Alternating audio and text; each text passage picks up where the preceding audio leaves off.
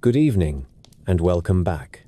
Tonight, we're looking at the zodiac, not as a horoscope, but as a collection of ancient stories, each stranger and more tangled than you might expect. From the fierce lion to the wandering twins, from the scales of justice to the water-bearer, every sign has a myth behind it, and some of them are far more complicated, tragic, or downright bizarre than the symbols we know today.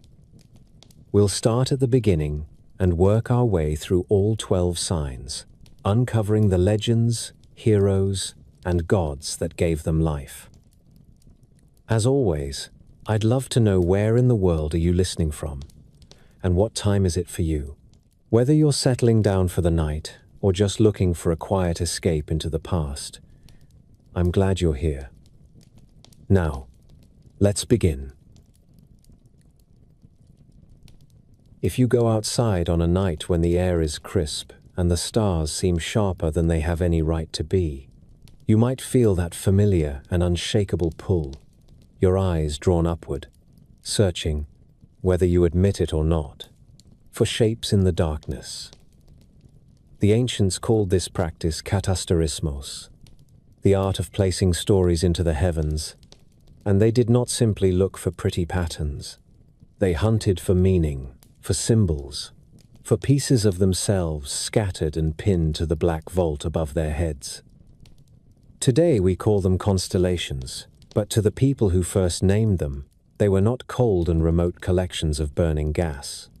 They were memories, warnings, and promises, frozen moments from stories too big to fit on the earth alone. Among the most enduring of these star-born tales are the 12 signs of the zodiac, a sequence of constellations strung like beads along the invisible path of the sun, each one with its own tangled knot of myth, history, and in many cases, bizarre twists. The term zodiac comes from the ancient Greek zoidiakos kyklos, meaning circle of little animals, which is charming enough until you realize how misleading it is. Yes, there are animals in the lineup, such as lions, crabs, and rams, but also a pair of immortal twins, a man pouring water into eternity, a woman with a sheaf of wheat, and even an inanimate set of scales. This celestial ring is an odd mixture, and it is not even purely Greek. Its origins stretch back much further, to the Babylonians of the first millennium, before the Common Era, who charted the movements of certain constellations along the ecliptic and assigned them symbolic roles. The Greeks, never ones to leave a perfectly serviceable system alone, inherited this framework and rewrote it in their own dramatic idiom. They layered over it a thick coat of divine intrigue, with gods transforming into animals, lovers immortalized in the stars, monsters slain and hoisted heavenward as trophies, and in doing so they created something that was equal parts calendar, compass, and cosmic scrapbook. But the thing about Greek mythology, especially when welded to something as permanent as the night sky, is that it rarely tells a clean and noble story. These constellations, the ones you might now see reproduced in silver pendants or tattooed in delicate lines on someone's wrist, were not conceived in serenity. They are souvenirs from moments of desperation, vengeance, lust, and catastrophe. Many of them exist because someone, often a mortal, met with a fate so extraordinary or so ghastly that the gods decided to make it a fixture in the heavens. The idea was both a gift and a sentence, a kind of immortality that freezes you forever in the pose of your most defining moment, whether that moment was triumphant or humiliating.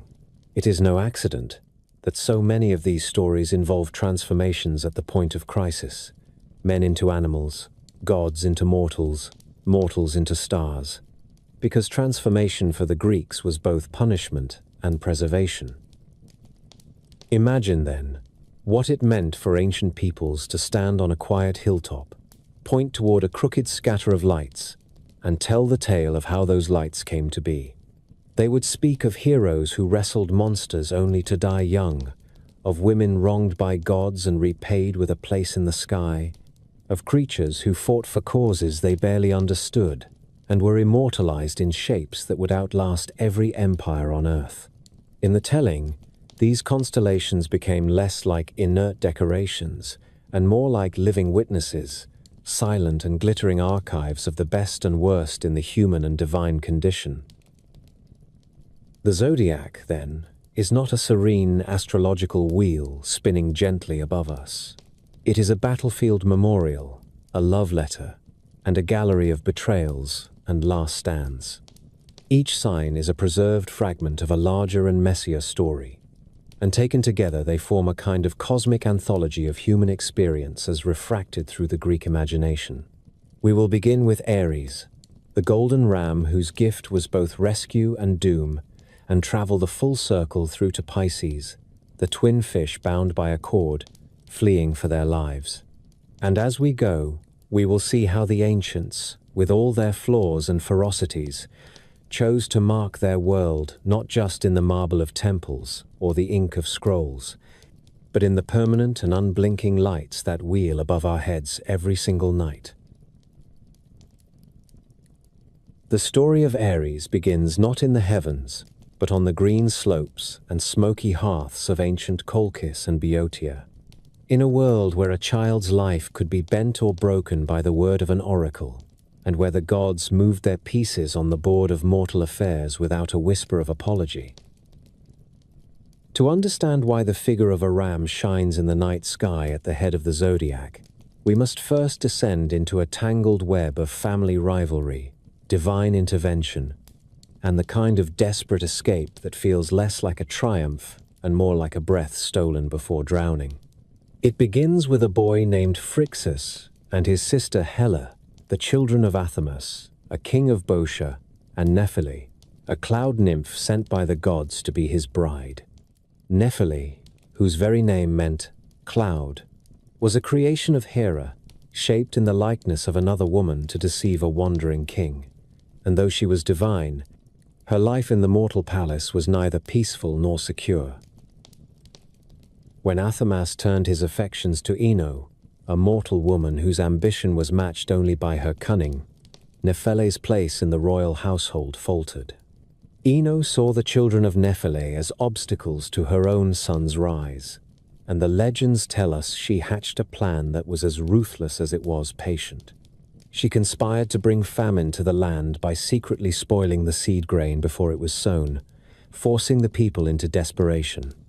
When the king consulted the oracle at Delphi, Ino bribed the messengers to return with a false prophecy that the famine could only be lifted if Phrixus, the king's own son, was sacrificed to the gods.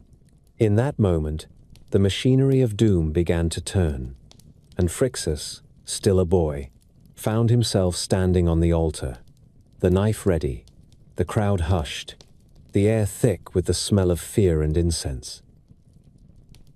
But the gods, or perhaps one god in particular, had other designs. Nephele, far from powerless, called upon a miraculous creature to intervene, a ram with fleece spun from gold and wings strong enough to lift the weight of 2 children. This was Chrysomalos, a gift from Poseidon or Hermes depending on which storyteller you follow, and its sudden appearance on the altar was so shocking that the priests dropped their knives and the crowd fell back in awe. The ram knelt, inviting Phrixus and Helle to climb onto its broad back, and with a surge of muscle and wind it leapt into the sky. Imagine the roar of the sea below them, the wind tearing at their clothes, the dizzying glitter of the sun on the waves as they left the land of their birth behind. This was not a leisurely ascent to glory, it was a flight for survival, and the danger was not yet done. Their path took them eastward, toward the distant land of Colchis, but the journey was not without loss.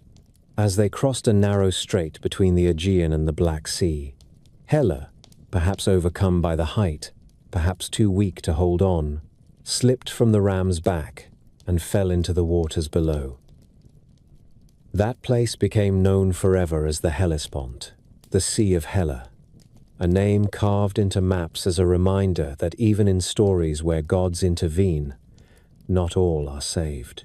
Alone now, Phrixus clung to the ram as it carried him to Colchis, where King Aeetes, the son of the sun god Helios, received him with unexpected generosity.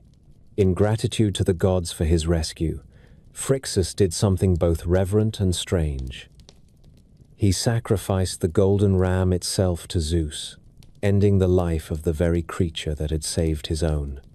The fleece, impossibly radiant, was hung in a sacred grove guarded by a dragon, where it would one day lure Jason and his Argonauts into their own perilous tale. The placement of Ares in the sky is both tribute and testimony. The Greeks believed that Zeus set the ram among the constellations to honor its courage and service, fixing its form so that each spring, as the sun crossed its stars, its story would return. But the truth in the telling is complicated. This is not only a story of salvation, but of loss, of a sister's drowning, of a hero who lives because a god chose to spare him, and of the sacrifice of a faithful rescuer. To the ancients, Ares was a reminder that rescue often comes at a cost, that survival is never without its debts, and that the heavens remember both the shining moments and the shadows that fall beside them. When the Greeks looked upward and traced the curve of stars we now call Ares, they were not merely seeing the outline of a horned animal. They were recalling a chain of events in which a kingdom's politics, a stepmother's spite, a god's intervention, and the courage of a mythical creature had collided in one moment of desperate escape. Ares rises in the eastern sky at the turning of the year towards spring, when the earth begins to shrug off the damp lethargy of winter and life returns to the fields. To the ancients, this was no coincidence. The ram was not only a savior but also a herald, the first to arrive in the zodiac's cycle, leading the parade of constellations that marked the agricultural year. Its reappearance in the night sky was a silent announcement that it was time to prepare the plow, to trust that warmth would return, and to remember that survival was possible even after long months of scarcity. In the Greek imagination, Ares carried more than the weight of Phrixus's rescue.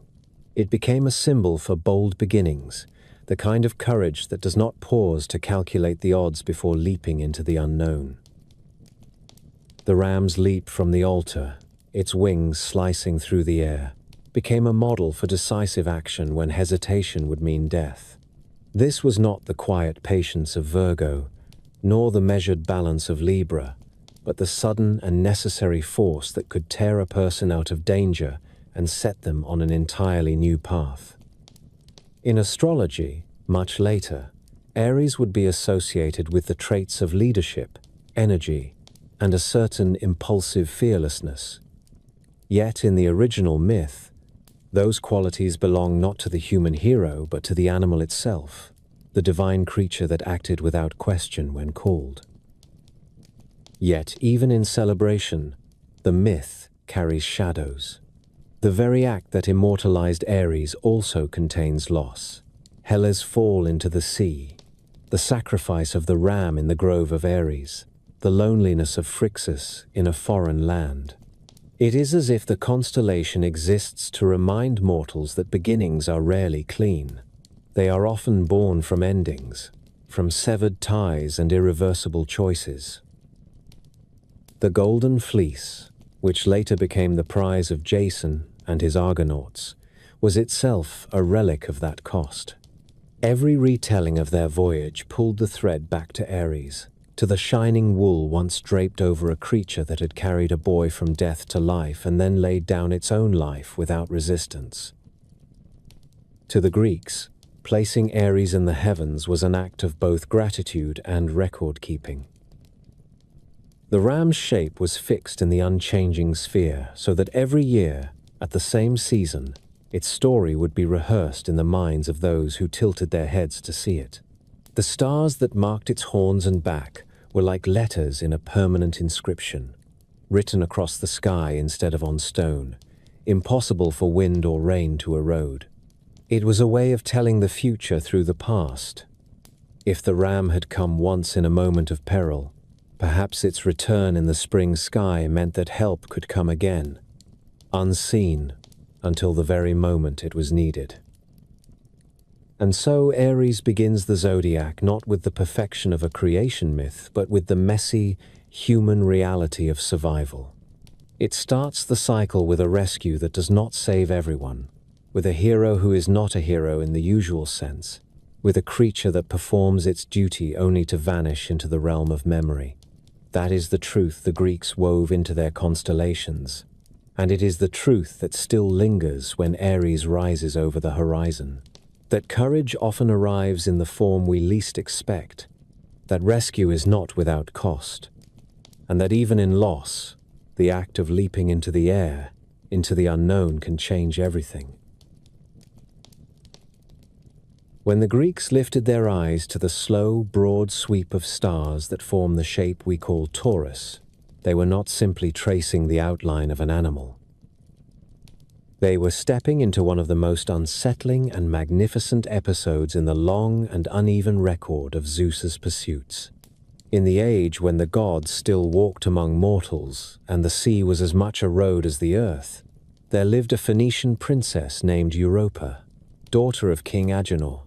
Her beauty was not the loud, blazing sort that conquers a room. It was the kind that seemed to carry its own weather, the kind that pulled the eye without effort and made the world around her feel briefly more alive.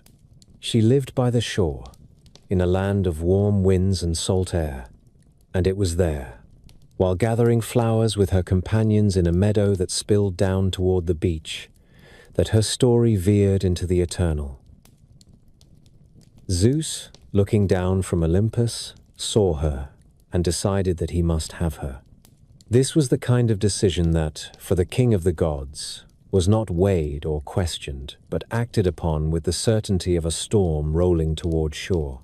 Yet Europa was a mortal princess with a guarded life, and Zeus knew that his usual forms of approach would not suffice. So he reshaped himself, abandoning the eagle, the cloud, the flame, and becoming instead a bull, a white bull of such impossible beauty that even the wary would pause to look. His hide shone as if carved from moonlight, his horns curved like a craftsman's perfect work, and his eyes held a strange gentleness that belied the force coiled in his body. He wandered among the king's grazing herds until he was simply one more animal on the edge of the meadow, waiting.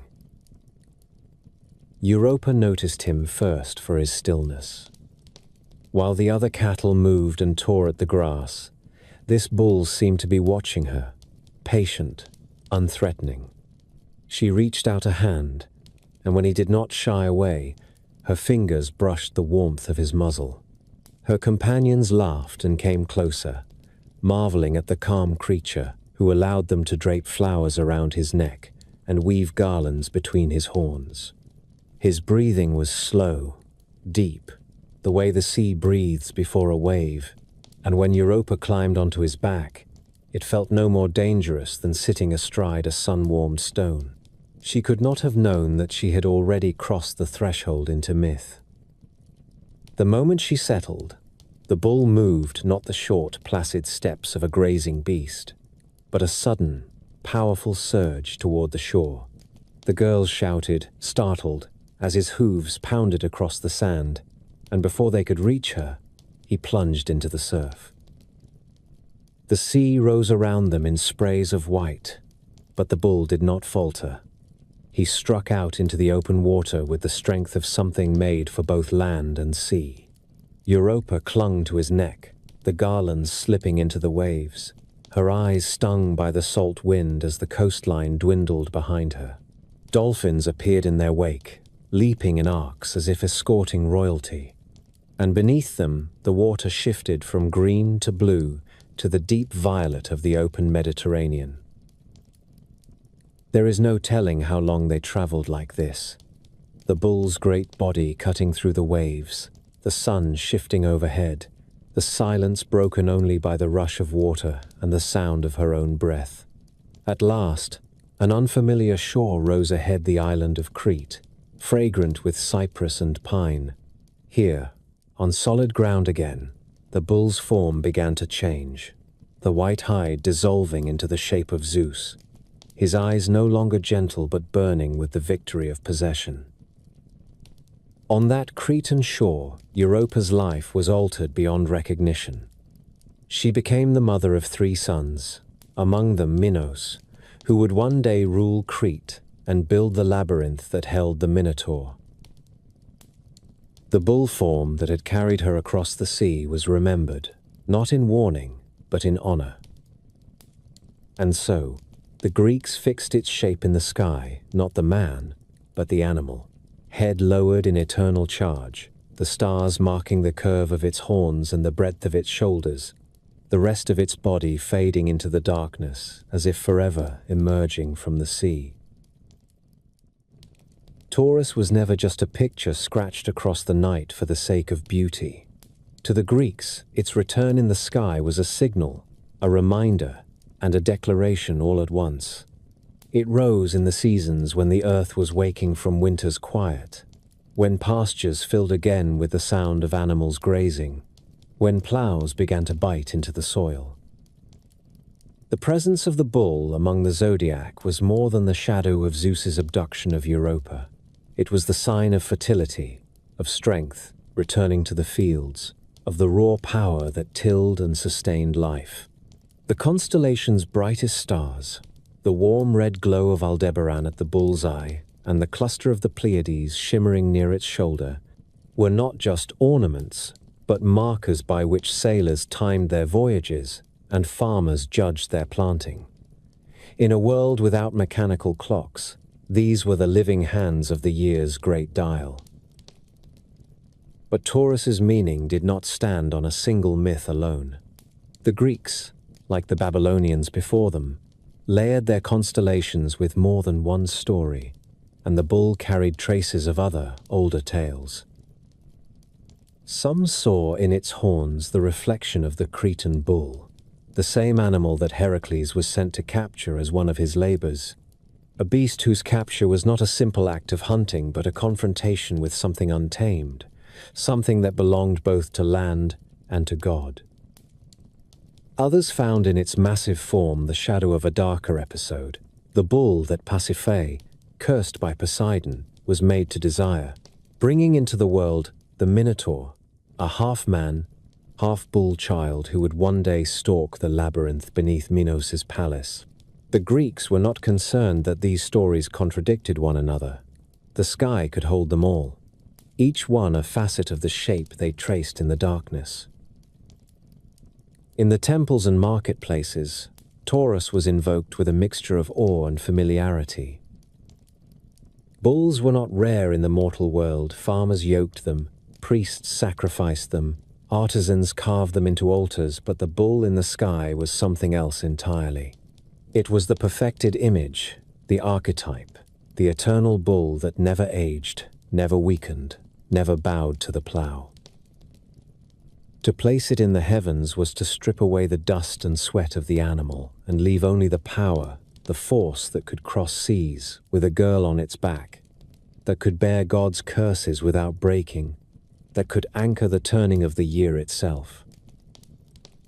When Taurus rose in the east just after sunset in the old calendar months, it was like a great gate swinging open in the sky.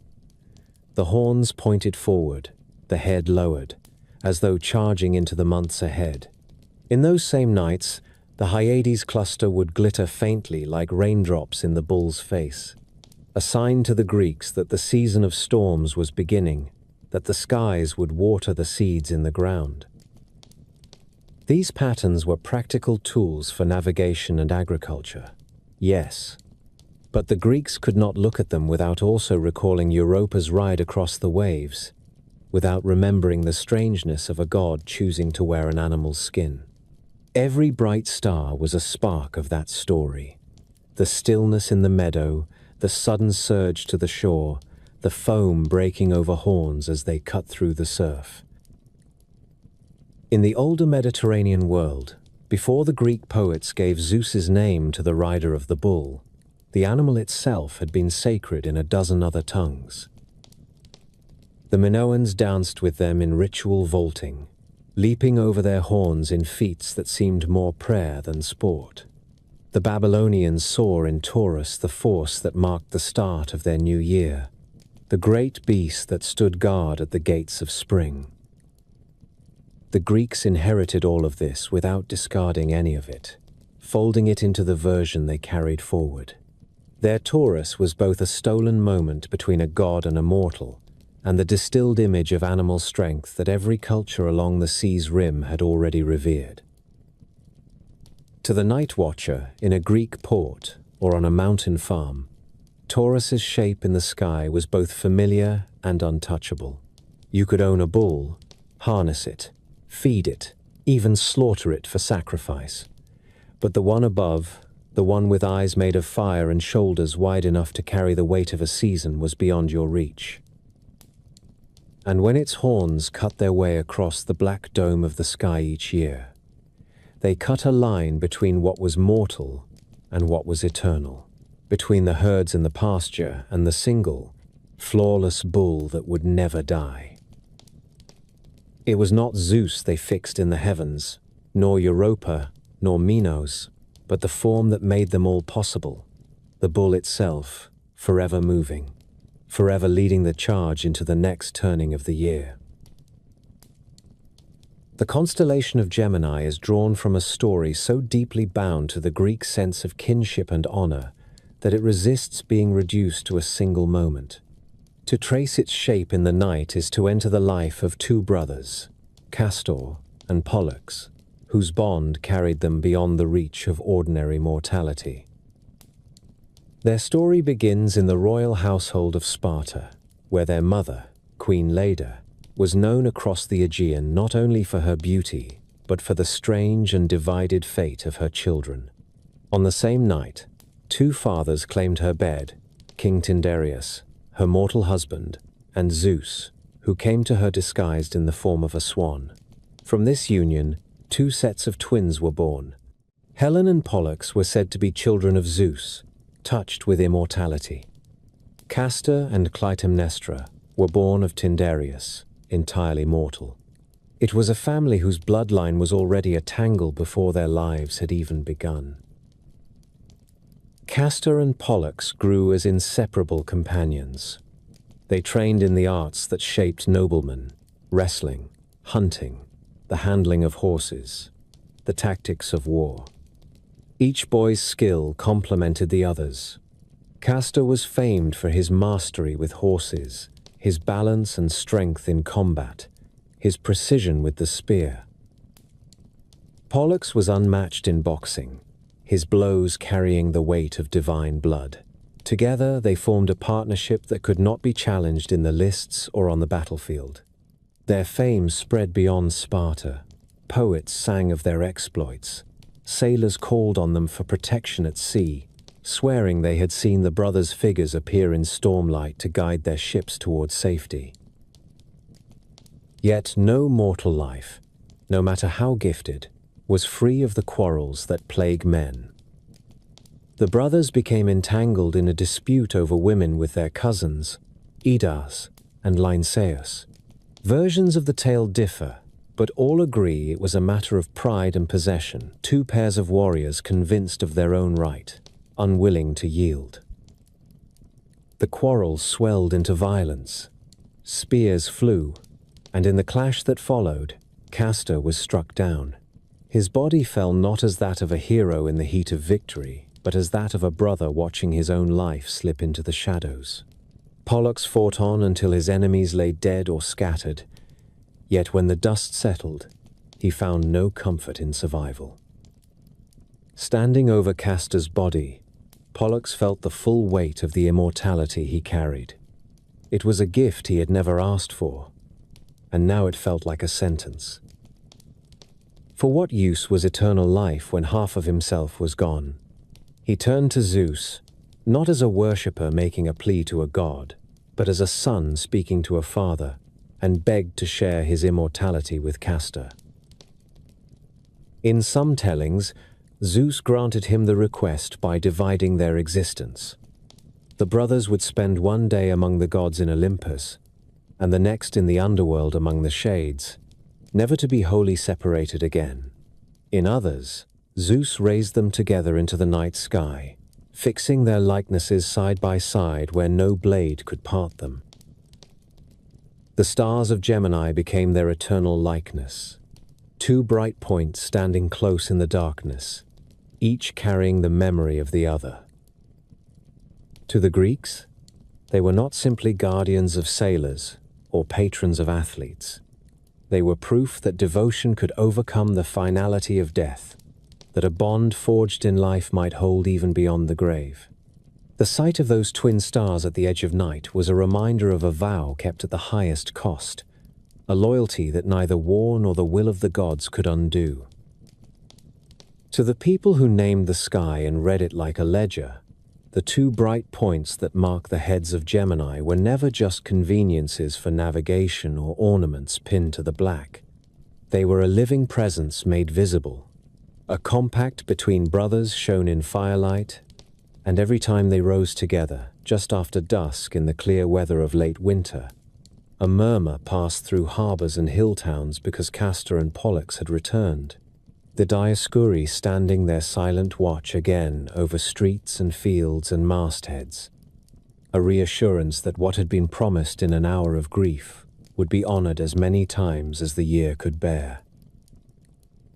Their names traveled farther than most men ever would, carried in the mouths of sailors who were not poets and yet spoke like poets. When storms lifted the sea into walls and the rigging shook, and the world narrowed to the length of a deck. For in that hour, even the irreligious saw a strange blue shimmer crawling along spars and stays, a cold flame that did not burn the hand and did not obey the wind. And they said that the twins had come, that Castor and Pollux were with them, that loyalty itself had stepped aboard, and captains made vows aloud to gods they could not see, because the sight of twin lights on a mast in a hard blow turns the heart from calculation to gratitude. This reputation did not begin with fishermen and merchantmen. It had been earned in older stories that moved like a current beneath the later piety, stories of the voyage of the Argo when the sea itself seemed to decide whether the ship would live or sink. And a Boxer king named Amycus demanded that any who set foot on his shore must face him with fists alone, a demand that was answered without bravado by Pollux, who met him in the sand while the crew stood as a ring, and the surf counted out the rounds, and when the king lay broken, the Argonauts went back to their work with the unsentimental calm of men who know storms do not respect victory. There followed a night when wind and water agreed to end the expedition, and the first tiny fires crept over the yardarms.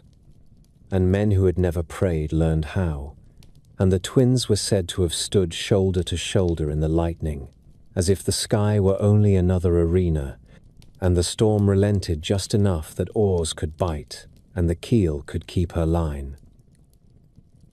From such episodes, the cult of the brothers gathered its weight, so that later, when a small craft met weather beyond its build, and an old steersman whispered their names and the glow returned, the crew believed that the favor of Castor and Pollux was not an accident, but the continuation of a pledge made long ago. On land, their figures did work of a different kind, teaching with the authority of image rather than command. And in Sparta, where boys learned to trust the man to their right as they trusted their own hands, the Dioscuri were the faces carved on temple friezes and painted on shields, riders with lances leveled, horsehair crests catching a sculptor's panting wind, the pattern of two made into an emblem of how a line should hold. They had sanctuaries where bread and wine were set out each year, as if for honored guests, and there were feasts called theoxenia, in which the brothers were invited to recline as companions at a table that remained empty to the eye. The city acting out its belief that friendship requires ceremony, if it is to outlast fear.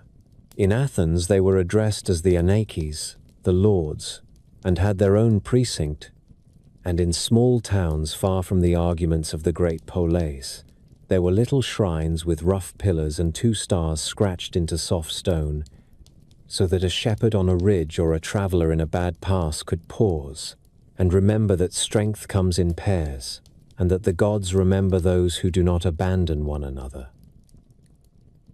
Their fame crossed the straits with settlers into Italy, where Romans, who were hard to impress and slower to love, took to the twins with unusual speed, building a great temple to Castor and Pollux in the Forum, and laying down a procession of horsemen each year that flowed like a river of bronze down the streets. Young men of the equestrian order, riding 2 by 2 beneath the July sun to the steps of the sanctuary, where they dismounted and offered thanks for the discipline that keeps formations from breaking and panic from spreading. When an army learns things about itself that it had hoped never to know. Coins bore their faces or their helmets topped with stars. An official memory ringing from hand to hand through markets and taverns, and if you lay the coin flat and let it catch the light, you can almost see the argument it makes, that a city is safest when it holds up examples of brothers who keep a promise, even when the gods change the terms. This notion seeped into oaths before games, into the quiet rituals of departure at city gates, into the reluctance of craftsmen to sign their work with a single name when 2 had shared the labor. The twins appeared in poems that were recited at banquets, and in laws that rewarded men who bore the burden of another's crime or returned a fallen comrade's body, rather than counting the odds for their own escape, because every society teaches by example more effectively than by statute. And the example of Castor the horse tamer and Pollux the boxer was a way to say aloud that devotion is not sentiment but habit, a daily readiness to step forward when stepping back would be easier. Their myth carried a precision that made philosophers nervous, for immortality is usually a simple state, and yet the brothers lived under an arrangement that divided their days between the sunlight of Olympus and the dark of Hades, and audiences did not miss the unease of that arrangement. The detail mattered because it did not flatter. It suggested that even a gift from Zeus can be a burden when the one you love cannot share it fully. And so the bargain becomes a rhythm, a procession of mornings and midnights in which companionship is preserved at the cost of rest, as if the sky itself were asked to alternate between feast and funeral so that a vow could remain intact. This is why the sight of their stars side by side did not feel like reassurance alone. It also felt like an instruction in the costs that words draw down when spoken in earnest. A reminder that the best pledges complicate a life rather than simplifying it, and that the meaning of a name endures only insofar as someone pays for it with days and nights and breath.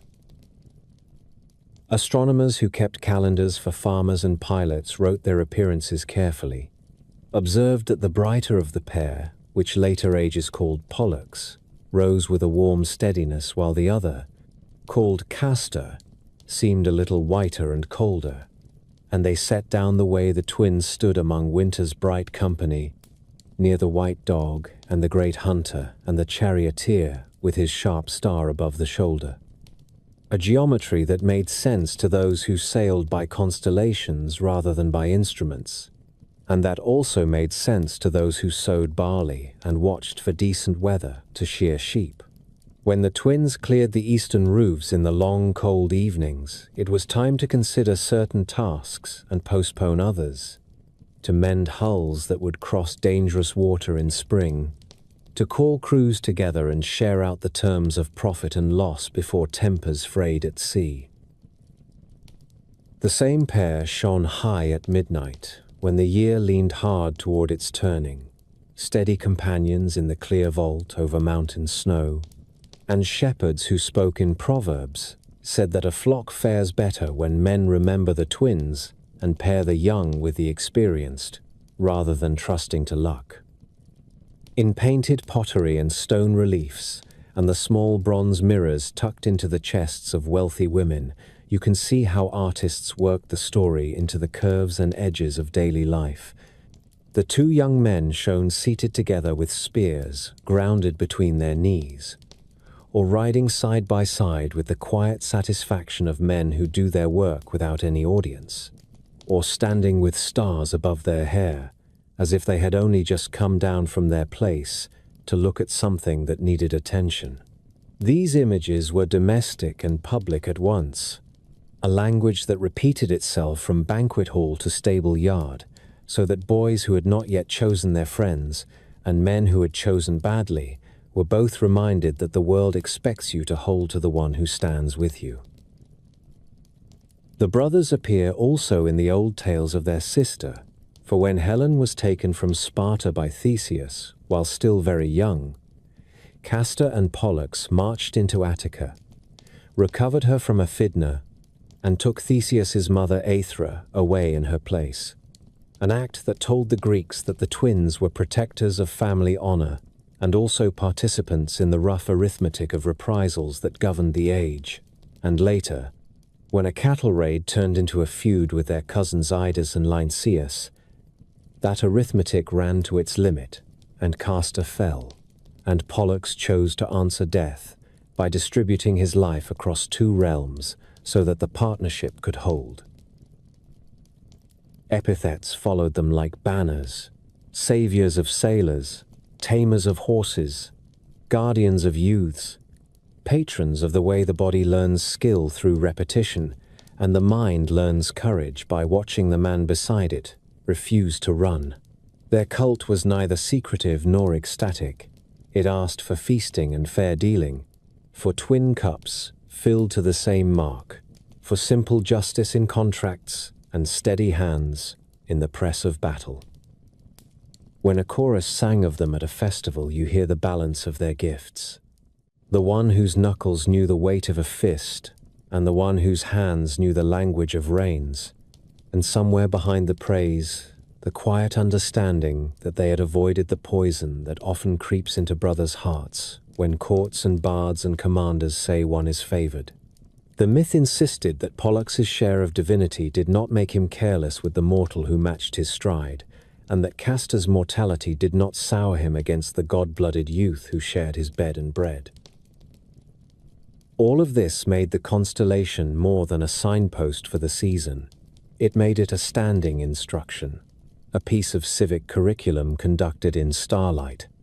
And if you wanted to teach a boy why he must stay in the line or return for the fallen, or sit beside a friend who has lost a child, you could point to the two lights that travel together and tell him that the world is kept from ruin, as much by paired loyalties as by laws.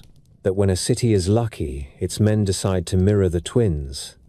That when a ship is lucky, the watch on the bow keeps faith with the hand on the tiller, because each knows his life is braided with the other's.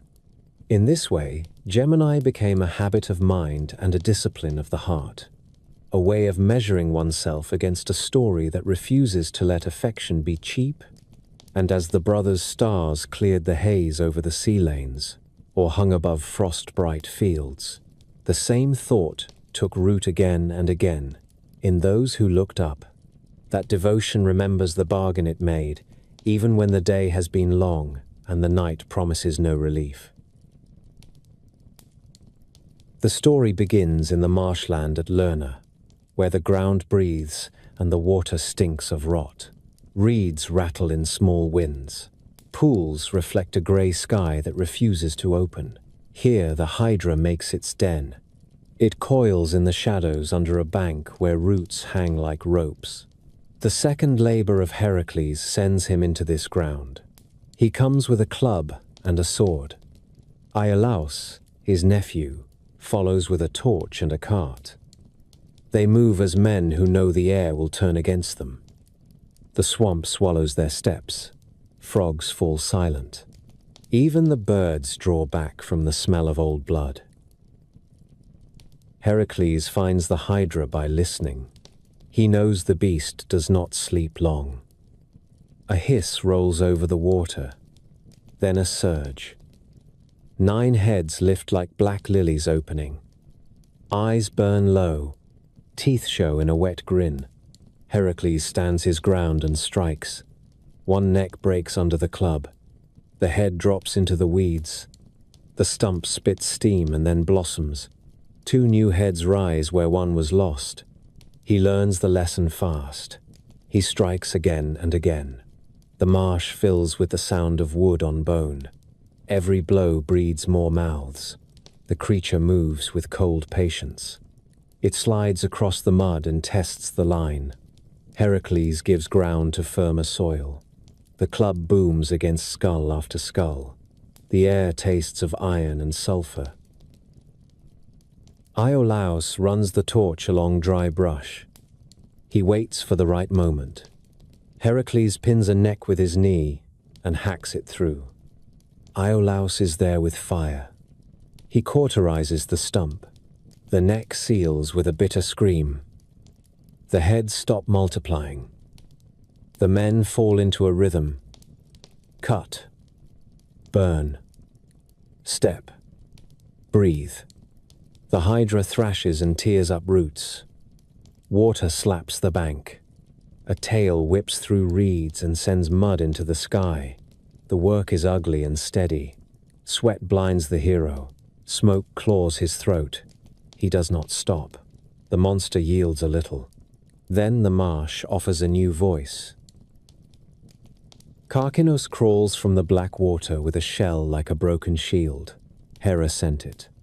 The goddess has carried a long hatred for Heracles and will take any chance to slow his hands. The crab moves sideways with deliberate calm. It finds the hero's ankle and clamps down. Chitin bites into flesh.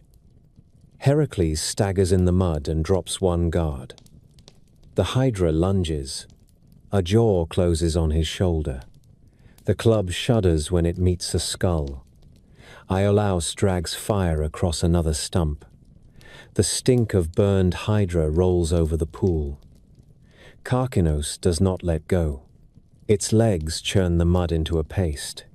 It pulls as if it could drag a man under by will alone. Heracles looks down through smoke and blood. He shifts his weight and drives his heel.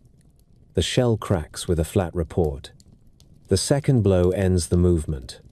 The crab folds into the mud and slides back toward the water like a broken pot.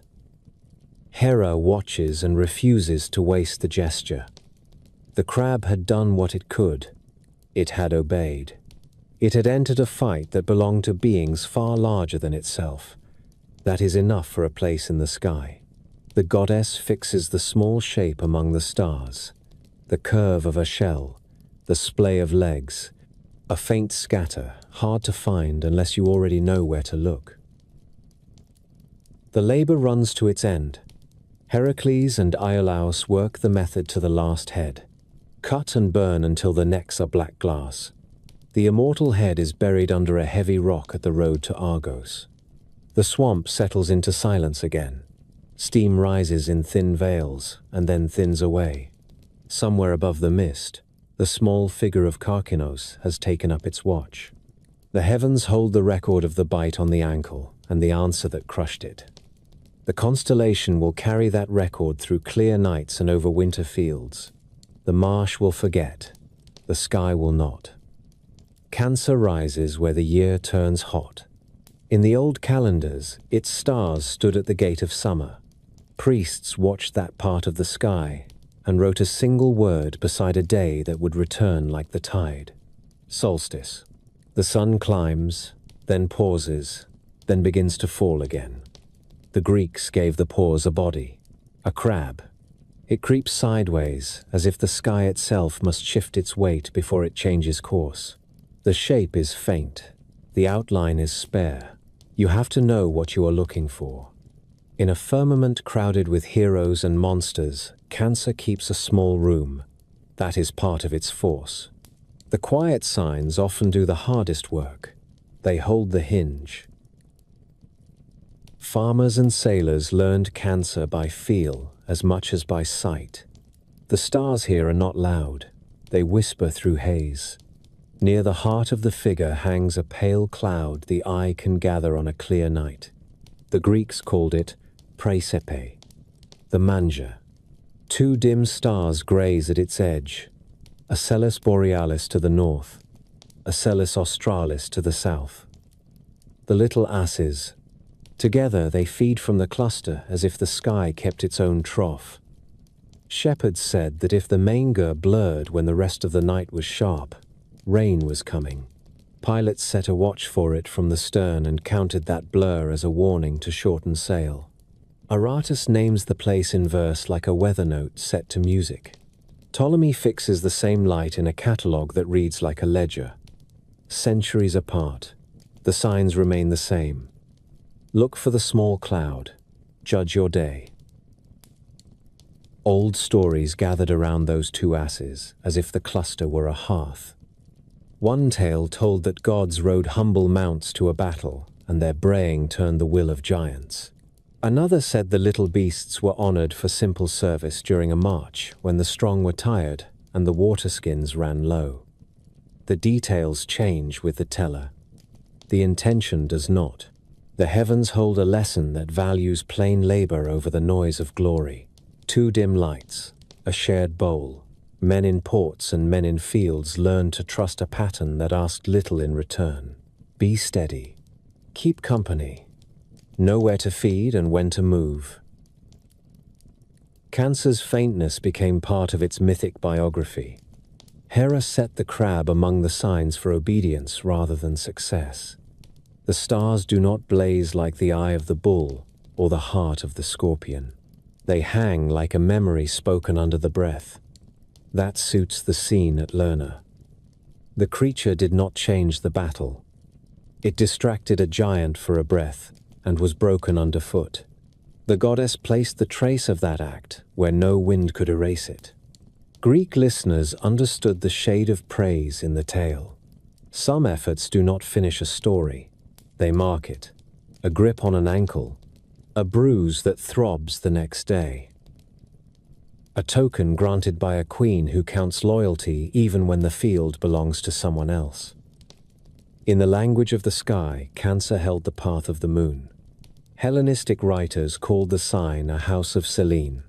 Night by night, the goddess poured her cold light over that reach of the ecliptic and gave the crab a second task. To govern the tides of sleep and of shore, to preside over kitchens where steam rose in summer and mothers laid infants on cool stone to rest, to watch the doorways of houses when heat kept them open until dawn. Later, philosophers spoke of a teaching that said souls come down to earth through this gate and return by the road that stands across the circle in Capricorn. The crab and the sea goat thus became the markers of arrival and ascent. One looks inward, one looks away. The pair holds the traffic of breath. Cancer once named the latitude where the sun stood at its highest noon. A traveler who kept to that line walked the edge of maps that seemed to smoke in summer. Greeks and Romans drew it across parchment and called it the tropic. The turning. The word still stands even though the slow drift of the earth has moved the solstice sun into another share of the sky. The name is an old smell in a shirt that has been washed 100 times. It does not leave. Men once stood in fields when the sun reached the crab and knew that the worst heat was near. They planned work at dawn. They tied vines before noon. They broke bread in shade and waited for the first inch of evening. Artists gave the crab a stony grace that the stars refuse. The pattern in the sky is a sketch. The pattern in mosaic is a full body ready to move. Floors of villas in Sicily show a crab on a bed of blue tesserae with tiny bubbles stitched around its legs. Coins in island markets press its shell beside a date and a magistrate's name. In painted calendars, the crab sits on the line that marks the longest day. A reaper bends over barley on the same panel. A girl pours water into a jar. A fisherman repairs a net. No one points to heroes. Everyone looks at the work that keeps a year alive. The sign has no spear. It carries a season. Mariners learned to steer by brighter guides, but never forgot the crab. Gemini guided them out of winter. Leo would carry them into harvest. Cancer was the pause in between. A week of calms could maroon a hull in the mid-sea like a fly in amber. Crews learned patience there. Oars out, sails slack. The sky a white bowl by day and a glass lid by night. The crab kept them company through that long-held breath. 2 dim asses, a faint manger. A story that said the small can be faithful through hours that leave no trace in sagas. A captain who had buried friends took comfort in that. He did not need omens that roared. He needed a map that respected endurance. So the Greeks read Cancer as the section of the zodiac that does its work without applause. It straps the season to the year. It marks a limit the sun cannot cross. It teaches by example rather than by threat. Where Gemini shows a vow shouted into the face of death, and Leo will roar of strength given shape, the crab makes room for all that, with a sideways shuffle and a steady grip. Part of the year is a fight. Part is a harvest. Part is a wait. Cancer remembers the wait and gives it a sign.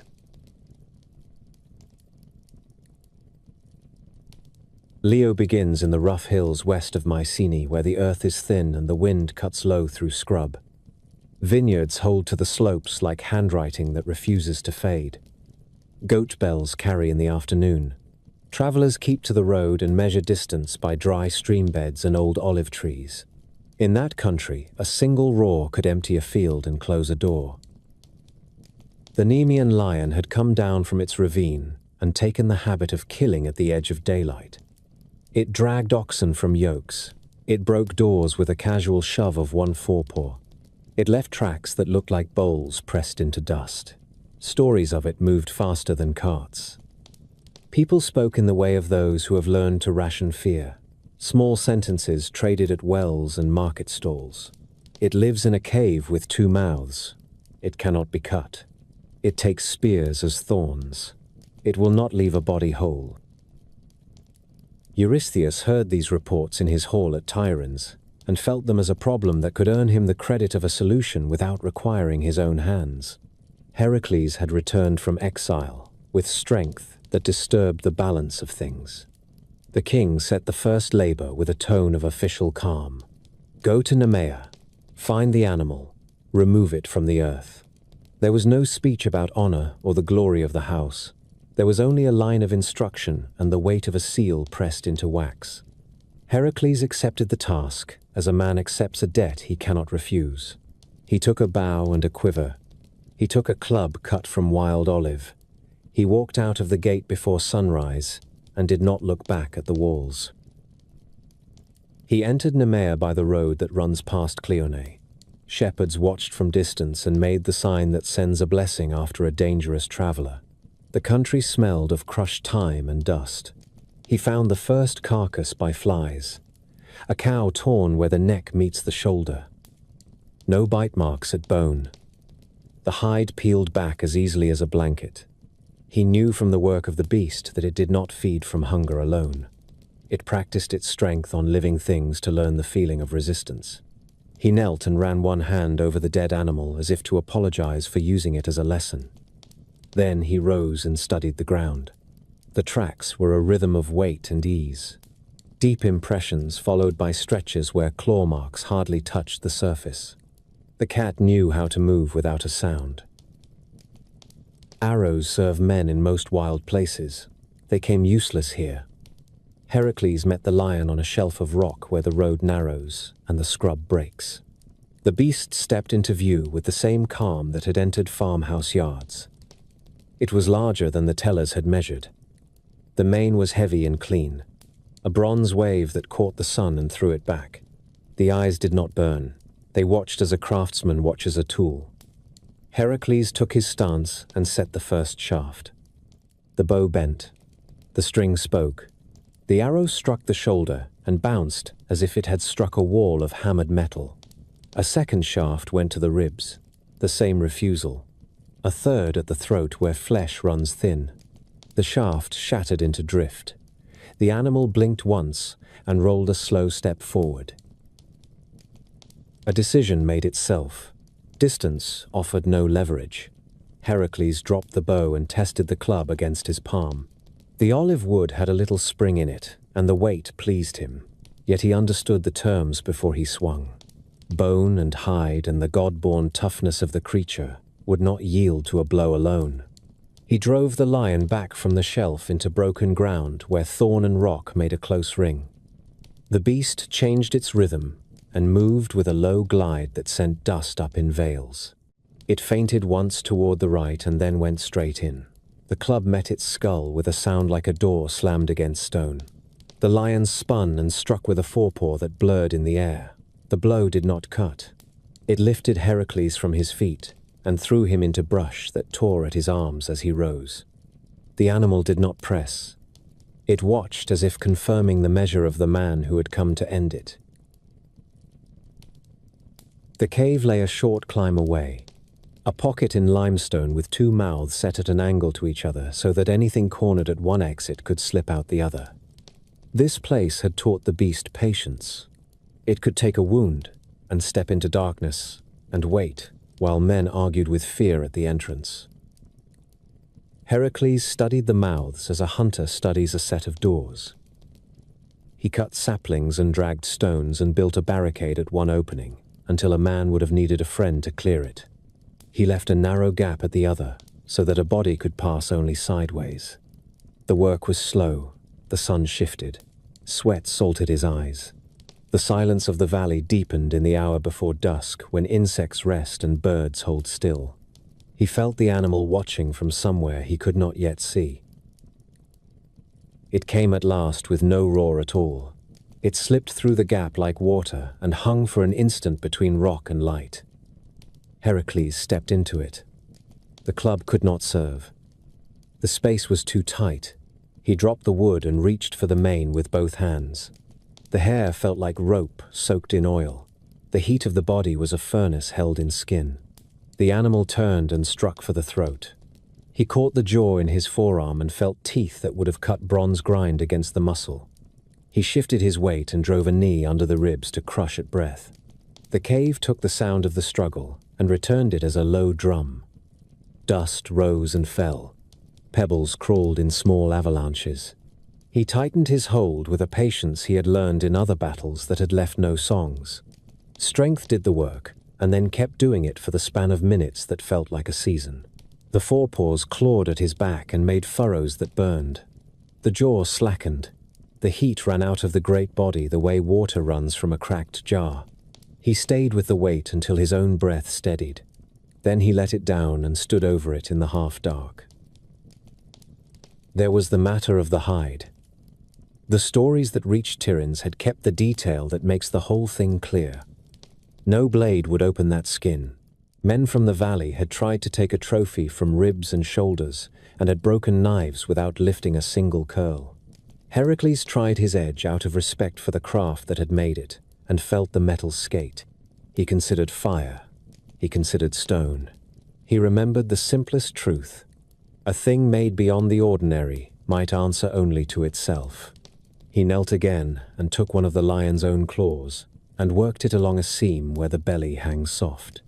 The skin parted with a low sound, a surrender that belongs to the moment when an impossible tool meets its proper use. He stripped the hide with the practice of a man who had dressed animals since boyhood and did it with care, avoiding cuts that would weaken the pelt. He put the skin on his shoulders and felt the weight settle like a mantle that would never belong to any other man. The jaw came forward over his brow. The fangs framed his face so that anyone who looked would first meet the memory of the animal that had owned the hills. The smell of the cave and of the beast wrapped him. It would take days to fade. He took up the club and stepped out into evening. The sky over Nemea had gone the color of grape skins crushed in the press. A few birds moved low as if the weight that had pressed them down had lifted. People came out from behind walls in twos and threes, measuring the figure that wore the lion's head and moved with a tired steadiness that spoke the truth better than any shout. There were no speeches in the road. There were nods and the kind of thanks that a country pays with bread and water and a place to sleep under a roof that does not leak. The return to Tiryns rewrote the air of the court.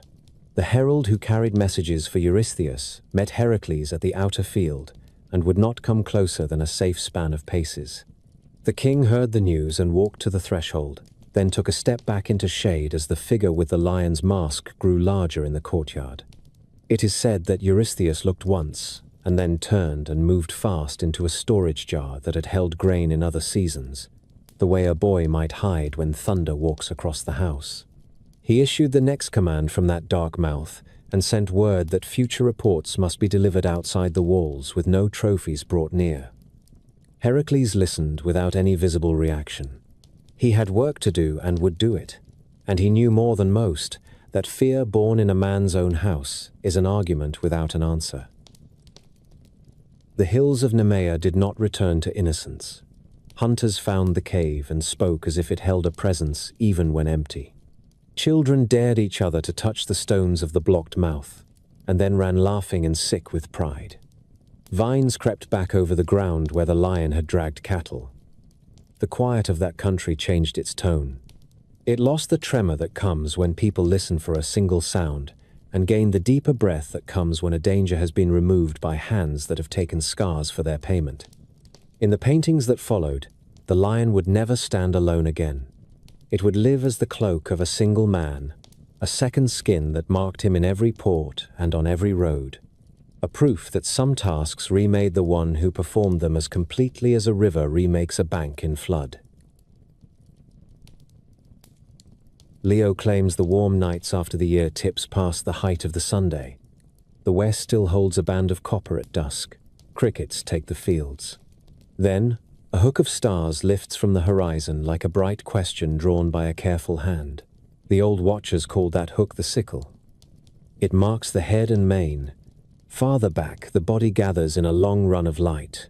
At the heart sits a single royal flame. Later ages called it Regulus.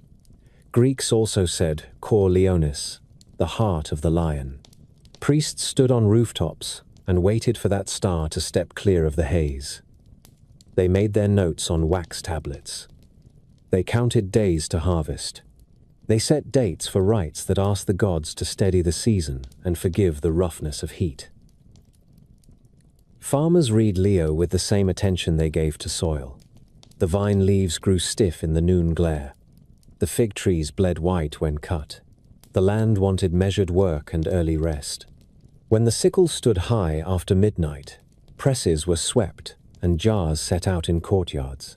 The great must would soon run. Shepherds pushed flocks to higher ground where the breath of night still moved. In towns the air tasted of dust and olives. Lions lay in marble and limestone at the mouths of gates. Their stone eyes looked down on carts and sandal feet. A carver's lesson placed a paw upon a globe or a plinth. Rule yourself. Hold the line. Let strength sit still until it is needed. Under those eyes, men came and went with baskets and news, and the small griefs that do not stop a day's work. Astronomers fixed Leo among the zodiac with a craftsman's pride. It walks the ecliptic with the poise of an animal that knows the ground. Ahead lies Cancer with its dim manger. Behind lies Virgo with wheat in her hand. The placement taught a rhythm. Pause at the hinge of the year. Then step into labor. Then lay claim to the bread that follows. Star by star, the figure resolves into meaning. The head bends. The forepaws press the unseen earth. The spine runs toward a single cold spark at the tail. Denebola. When the whole rises, the sky seems to carry a living weight. Even those who did not follow names and measures felt that weight. A presence. A standard raised without trumpet. Myth gave the outline a history that men could speak in a courtyard at dusk. Zeus set the lion among the constellations to mark the end of a terror. A cave that had trained a beast to ignore iron. A struggle in close stone where a man refused to yield ground. The trophy in heaven is not a head on a wall. It is an image that teaches. The hide on a hero's shoulders silences a crowd. The shape in the sky steadies a century. When children asked why the lion looks forever ready to move, the answer came in a short chain of facts. It learned to take doors off their hinges. A man learned its patience. He drew it into a place where its tricks would not serve. He did the long work of breath against breath. Then he carried the lesson away and gave it to the year. Temples answered with art that sharpened the thought. Painters set Heracles in a half-light with the jaw of the lion fallen across his brow. Sculptors cut muscle that speaks without a word. The pelt becomes a mantle that puts an end to boasts. Coins traveled from hand to hand with a lion facing into the wind and a wreath around the legend of a magistrate. Mosaics set lions in tesserae that caught water and wine. The creature watched from bathhouses and banquet halls, and the floors of townhouses where sunlight walked in from inner courts. A guest paused over the pattern while a servant poured. Strength is in the house. Spend it with care. The message passed without sermon. Sailors who lived by bright markers used Leo to hold their lines on open water. When Regulus cleared the rail at the hour before dawn, a helmsman could confirm his course for Rhodes or for the heel of Italy. When the sickle leaned to the west at the end of night, men judged how much dark remained for rowing and when to call relief. The lion did not shout in storms. It simply stood where it should stand and gave the mariner a fixed point when the mind begins to wander and fear grows teeth. In that steadiness, the brothers of the sea felt a promise that belongs to discipline. Keep the angle. Trust the star. Let the wave pass. Philosophers took Leo as a study in earned authority. They pointed to Regulus and spoke about the difference between a crown and a head that can bear one. The lion's face in the sky looks outward. It does not plead. It does not threaten. It consents to be a measure. Kings came to shrines with gifts and asked for the dignity that does not tip into rage. Judges wore rings with small lions cut into the bezel and tried to remember that haste shames the bench. Even households listened. Fathers told sons that a heavy hand has to learn when to open. Mothers told daughters that iron in the spirit does not require iron in the tongue. The constellation helped frame those sentences. A picture held the advice in place. Writers of catalogues kept the names so a distant future could still point and know. Hipparchus noted the long slide of the sky and still placed the lion with care among his figures. Ptolemy added magnitudes and a map in numbers. Poets folded that dry precision into lines that brought breath to it again. A lion crouches in the east. His heart burns clear. The year has passed its turning. Bring water, bring shade. Bring bread for those who labor before noon. A city that learns such lines grows hard to break. The residents know when to rest. They know when to stand up. They know what a long day demands from the back and from the will. The old festivals of late summer gave Leo a seat at their tables. Men set wreaths of dried bay on door lintels. Women cooled wine with river stones wrapped in linen. Heralds called the names of athletes into dusty arenas where feet threw up light. In the stands, a father pointed to the sky while his child watched wrestlers lock and lift. See that curve of stars over the roofline? That is the main. The bright one is the heart. Watch how the stronger man waits. See how he will choose the moment and hold. The rules of the contest were a local echo of a larger story. Control the field. Close off the exits. Do the work in the space you have made. As the season wore on, the lion crossed the meridian and began to lean west in the early part of night. The heat still lay heavy on streets and tiles. Cicadas pressed their song into stone. The figure remained high enough to light roofs with its gaze when dinners ended and courtyards cooled. Voices fell. Lamps guttered. A last cup went around a table. The stars kept their places, as if human hours did not matter. People took comfort in that indifference. A constant above the variable. A frame around change. In that frame, Leo kept teaching by being present. A memory of a cave outside Mycenae. A posture of readiness that does not steal forward. A heart that does not flicker. So the Greeks let the lion stand where they needed a law that could be seen. The law said that force must learn to be patient and then exact. The law said that a city must learn to bar the easy door and steer danger into a place where courage can work in close. The law said that a man who has taken a beast by the throat does not have to raise his voice. He can put on the skin and walk home at dusk while the hills hold their breath. Above him, the same outline goes on walking across the months. Head lowered, paws firm, eyes on the ground that all must cross.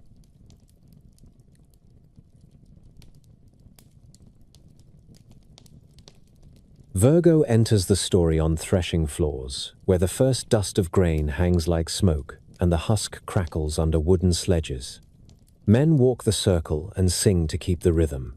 Women bend at the baskets and lift the clean kernels with quick wrists. Children chase the chaff as it rides a small wind and falls in pale drifts along the wall. The village looks secure for an hour. Bread will come. Oil will come. The jar in the corner will not echo when you strike it with a knuckle.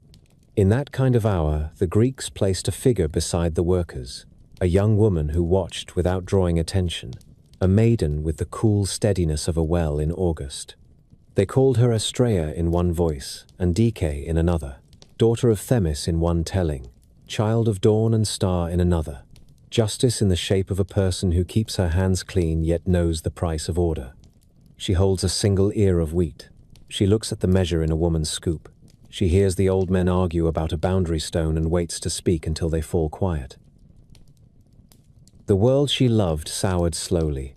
The stories give it stages because people understand steps better than collapse. Golden age with open doors, silver with longer nights, bronze with armor that answered anger too quickly. Then the age that Hesiod mourned, the age that did not bother with pretty names. Iron. The change showed first at doorways. Guests were turned away and told to find their own water. Tables had bite marks where hands fought over the last piece of cheese. In courts, the loud won and the tired gave up. Oaths were taken with a casual voice. Fields were cut in the dark, one row too far. A widow's goat went missing and came back slaughtered in another man's pot. The gods watched from their high rooms and withdrew one by one like household gods packed into chests during a move. Astraea stayed. She stood in porches with a hand on the lintel and told men to put the knife away. She stood by wells and reminded children to wait their turn. She stood at the edge of markets where weights were ground thin and asked the seller to place one more fig on the plate. There were days when it worked. The knife went back into the belt. The child stepped aside without tears. The seller nodded and added the fig. Those days held her in place. She walked the roads between towns and slept under vines and watched the same moon the reapers watched from the fields. Then came days when the knife rose anyway, when the child pushed forward and scooped water with both hands until the trough marked with a stick went wrong. When the seller laughed and kept the change, she knew the sound of a life bending past repair. It is simple. A voice grows flat. A face fixes in a set that does not reduce. People stop looking at the witness. They talk over her shoulder as if she were a pillar. She stayed until that sound lived everywhere she turned, even in rooms where bread had been blessed for 50 years, and everyone knew the names that should not be spoken in anger. The stories say she was the last of the immortals who loved men to walk away. No rush. A steady leaving. A woman who knew how to make an exit that preserves what dignity remains. The walk itself became legend. She chose the dirt road that runs under plane trees. She passed altars with smoke going up in thin columns and did not pause to fold the ash. She left the pottery districts where clay dust sits forever in the wrinkles of the knuckles. She crossed the long bridges where the river looks like hammered bronze at evening. She turned once in a barley field and watched gleaners pick the corners a second time in silence. She did not speak. She lifted the single ear of wheat and held it at her breast the way a mother lifts an infant when the crowd grows rough. In that gesture, the Greeks understood her mind. She would carry one proof of what had been good. She would take it where hands could not bruise it. She would leave the rest to men and their hours. The birds lost their nerve and did not follow. Dogs lay in the shade and watched her pass with their heads down on their paws. Night gathered around her in a clean ring. The stories say the air changed weight. Torches seemed rude beside her. The road rose as if it had been a ramp the whole time and no one had noticed. She did not fly. She did not run. She stepped from hill to hill the way a careful farmer steps across irrigation channels with a brimming bucket. Below, the small lights of farms spread out like a net. At the edges of those lights, men argued about a boundary again, and the same harsh words came out with the same heat. She did not turn back. The sky met her without ceremony. A place opened and held its shape. The maiden stood in that place and did not waver. The ear of wheat shone like a coal in a raked fire. The Greeks gave it a name that fit the thing itself. Speaker. The ear. A single bright witness carried upward to swear that order had once lived on the ground. Down below, the empty space she left filled with other voices. Law kept going because men need it even when they hate it. Magistrates learned to keep notes because memory grows partisan. Contracts grew longer. Witness lists took a page and a half. Judges sent for extra benches. The habit of weighing returned in tools since the hand that had weighed by instinct was gone. People missed her most in the moments with no rulebook. A fistfight in a lane where neither man remembers the first insult. A widow who cannot pay and must choose between shame and hunger. A small theft that will ruin a boy if punished, and will encourage a group if ignored. The sky carried her image over all of this like a roof tile that will not crack. Those who looked up saw the steady lamp of speaker and felt the throat loosen. Some took it as permission to try again in the morning. Some took it as a warning to stop before a sentence went too far. The same pin of light served both. Virgo's stars took their places around that kernel. The figure neither strides nor threatens. She reclines along the ecliptic with her gift across her lap. She leans a little toward the line where the planets walk. The posture is watchful. The Greeks drew it on papyrus and on the wet plaster of dining rooms, where men argued about olives and taxes and whether a son should be sent to sea. The picture kept them honest more often than it shamed them. It told them that the best guardian of a city is a habit that lives in ordinary hands. Sweep the threshold. Keep the measure fair. Let the voice that has less coin speak first. Put the knife away before you are tired. These are small commandments that ask for no temple and need no priest. A constellation can carry them across harvests and across wars. It asks only that someone point and say the names in order. Maiden. Ear of wheat. Speaker. Justice. Watching from above because she could not keep her footing below. Virgo takes her place when the fields are close to giving everything they have. The threshing floors are warm at dusk. The jars stand in rows along courtyard walls. A slow wind carries the scent of straw and figs. Above this work, a figure extends along the zodiac, with that calm the Greeks prized in judges and in seasoned farmers. The maiden does not stride. She reclines on the path of the planets and keeps one bright token where every eye can see it. A single ear of grain. The star that names it burns a steady white. Speaker. Men in villages learned its location as they learned a path to water. Women teaching daughters to weigh out flour pointed to the same light and said the word aloud. Keep the measure. Keep the peace. Keep the year. The constellation spoke two languages at once. One was the language of fields. Demeter's gravity lived here in quiet form. The sheaf in the maiden's hand reminded everyone that bread comes first, that a city stands only as long as grain reaches the oven. The month of vintage waited just beyond the lion, and Virgo stood between with the air of someone who knows when to pour and when to hold back. Even the secondary stars hinted at work and timing. Epsilon Virginis carried a name that wandered through many tongues and settled on a meaning that farmers felt in their bones. The grape gatherer. That faint gold pin told vineyards when to watch the sugar creep into skins. The sky offered signals to those who looked up from the press or the trellis and asked the oldest question a household ever asks. Is it time? The second language was the law. Estrella and Dyke survived here as presence rather than story. A balance in the eye, a habit in the hand.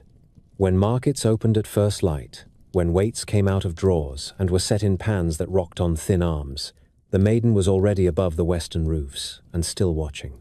Merchants eyed the beam and took off a fig or added one. And in that small correction a city confessed it remembered what the image demanded. When magistrates drew up bonds on wax tablets and added the names of witnesses in a tight line, they did so under a sky where the ear of grain held steady. No threat came with that light, no trumpet. It was a quiet instruction that could outlast a dynasty. Keep the contract clean. Speak before anger fills the mouth. Leave enough in the sack for the woman down the street whose son is away with the fleet. Sailors learned Virgo by roots and angles rather than by the smell of cut straw. Spiker rides low in spring evenings and climbs to a royal height when the night is short. Crews tracked it from the shorelines of the Levant to the islands that dot the Aegean and across the open water to Sicily, where the horizon is a hard blue blade by day and a perfect circle by night. When that single star cleared the starboard rail at the middle watch, a helmsman could fix a course without speaking, and the bow would hold true until dawn lit the sail. The star did more than guide. It trained the mind. To steer by one bright point is to accept that steadiness is a craft, that the hand on the tiller must trust a pattern the sea cannot change, that the shortest prayer at night is simply a name spoken once into the wind. The old keepers of the sky wrote Virgo into their ledgers with the pride of men who know they are preserving more than numbers. Hipparchus compared observations from earlier generations and found that the heavens were not fixed in the way everyone had believed. The equinox had shifted against the stars. Spica helped teach that lesson. It is a detail for astronomers, and yet it sits easily in the larger truth that the Greeks kept gathering under these figures. The world moves. The measure must move with it.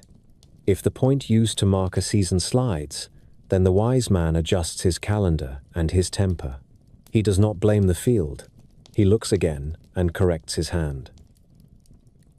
Artists returned to the same lines for centuries and still found room to say something new. On a wall in a dining room, a painter set the maiden beside a table where two men leaned over accounts. Her gaze fell on the smaller pile of coins. In a mosaic near a bath, the sheaf glowed against a deep blue field, each grain marked with a small square of pale stone that caught water and made it shine. On coins struck in busy ports, the star alone appeared above a single ear. The message stripped to a sign understood from Antioch to Ostia. In every medium the figure remained composed. Even when sculptors placed scales over her wrist or a palm branch in her hand, the wheat never left her fingers. Food and fairness. The pairing said more about the stability of a state than any speech in a portico. Myths ran parallel to all this practice like a river beside a road. Some told of Erigone mourning her father Icarius, the wine-bearer of Dionysus, and hanging herself beneath a tree when the men who had killed him would not hear the truth. Her dog found the body. The gods set both in the sky, the girl as Virgo, the dog as a small star, near the foot of the greater constellations. The story gave the constellation a grief that farmers already knew by another path. Wine can be a gift and a danger. A city can fail to hear a just claim. The sky remembers the hearing that was refused. The maiden's calm carries that memory into each season without raising her voice. Temples and courts placed images of Virgo, where citizens could see them on ordinary days. The figure became part of the city's furniture, in the best sense. People passed under her lamp on their way to take out a loan, to swear an oath, to settle a fence, to ask for mercy for a son who had stolen olives that were not his. The conversations changed when that gaze was in the room. Men chose simpler words. They put their hands flat on the table rather than folding them into fists. The same star above the roof joined these rooms together, street to street, district to district, until the whole city shared a sense that there is a right way to weigh out a measure after harvest, a right way to add a witness name to a bond, a right way to split a field when a brother dies without sons. There were nights when the air cleared back to the shape it takes only after wind has rinsed it, and Virgo lay across the sky so plainly that even the tired could pick out her line. The ear of grain shone as if a coal had been pulled from the ash and held up. Children counted secondary stars and drew the figure in dust with a finger. Old men named the bright neighbors one by one and felt their chests ease in the naming. The constellation did not promise rain. It did not carry a prophecy about the fate of a fleet. It offered something more useful for most lives. A calm standard, a reminder to value the mundane rites that keep a household from drifting and a city from breaking. Sweep the doorway before you open for business. Share water at the well. Keep the weights true when no one is watching. When the maiden finally slid down into the west at the end of her season, the year had already shifted its tasks. The vintage pressed forward, the roads filled with carts and skins. Nights lengthened by an inch. In that change, there was no drama.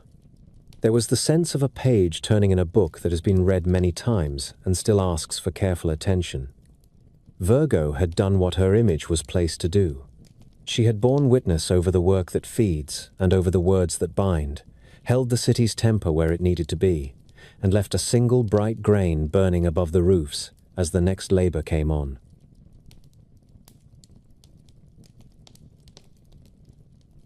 Libra rises when the heat begins to soften, and the air at dusk carries the smell of presses and wet stone. The vintage runs in courtyards. Donkeys stand with patient ears while skins are lifted and tied. Markets swell with grain measured into sacks and grapes stacked in shallow baskets. The sun crosses the line that divides light from darkness so cleanly that men on rooftops speak of equal hours and mark the day with a scratch on plaster. The year steadies itself. That is when the scales take their place along the path of the planets. No creature stands there. No weapon gleams. 2 pans hang from a beam. A small device is given the honor of a sign. The sky speaks in plain terms. Measure this season. Balance the account. Give the day and the night the same respect. The Greeks first knew this reach of stars as part of the scorpion. Old names kept the memory. Zubin el-Janubi for the southern one. Zubin esh-Shamali for the northern one. The names that came down through later tongues remember claws rather than trays, a hint that the scorpion once held the whole span. In time, the Romans claimed the group for themselves and gave it a Latin name that matched their habits. Libra, the scales. It suited a people who loved a calendar that bound fieldwork and festivals to exact days, who wrote laws with lines that did not wiggle, who stamped authority into metal and sent it from hand to hand. The constellation became the emblem of balance in a literal sense, long before poets made it a figure for fair dealing. Scales hung in stalls on every street where figs and oil were sold. Scales hung painted on the boards of tribunals. Scales shone from the right hands of goddesses in stone. When citizens looked up and saw the twin lights lift together at evening, they saw the tool by which cities keep order reflected back to them from a colder and safer height. The idea was older than both Greeks and Romans. On clay tablets pressed in cities beside the Euphrates, scribes drew a figure that scholars later read as the balance. The sky over Babylon held a sign for weighing. It stood near the point where the sun turned the year into autumn.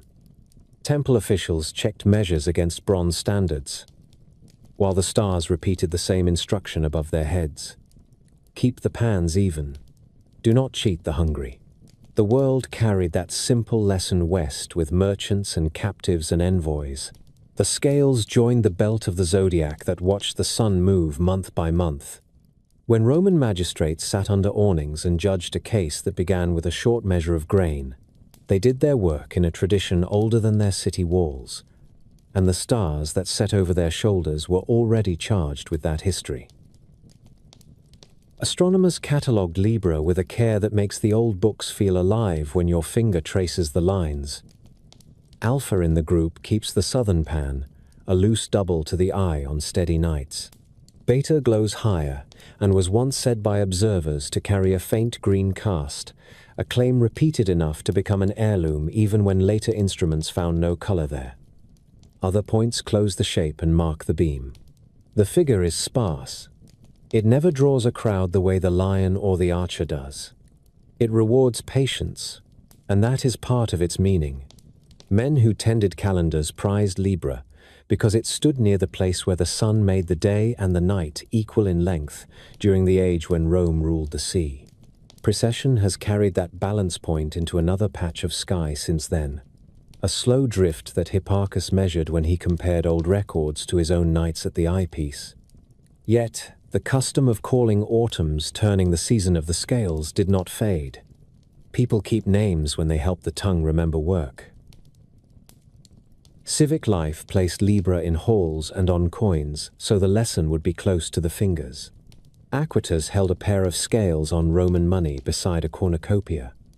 Justice stood in courts with the same emblem, and a calm that came from the knowledge that she could wait while tempers burned out. Guilds painted the device over door lintels with the year and the names of 2 officers. Farmers carved it into the end of wooden measures so that borrowings would return cleanly. Children learned to set a small weight on one pan and grain on the other until the beams sat level. In that small game, a city taught itself how to keep faith. The sky reinforced the lesson without voice. Libra rose. Libra crossed the meridian. Libra fell west.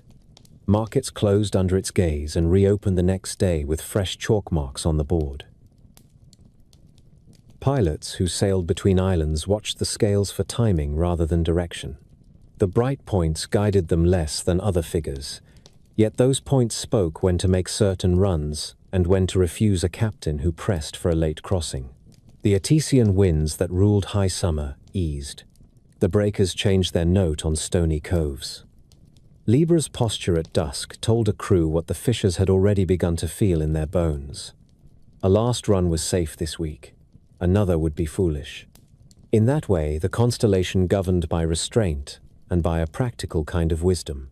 The men who listened kept their ships and their lives. The men who ignored the signal came home under a sail patched in the bow or did not come home at all. Writers who loved order glanced at Libra when they looked for images to steady the mind.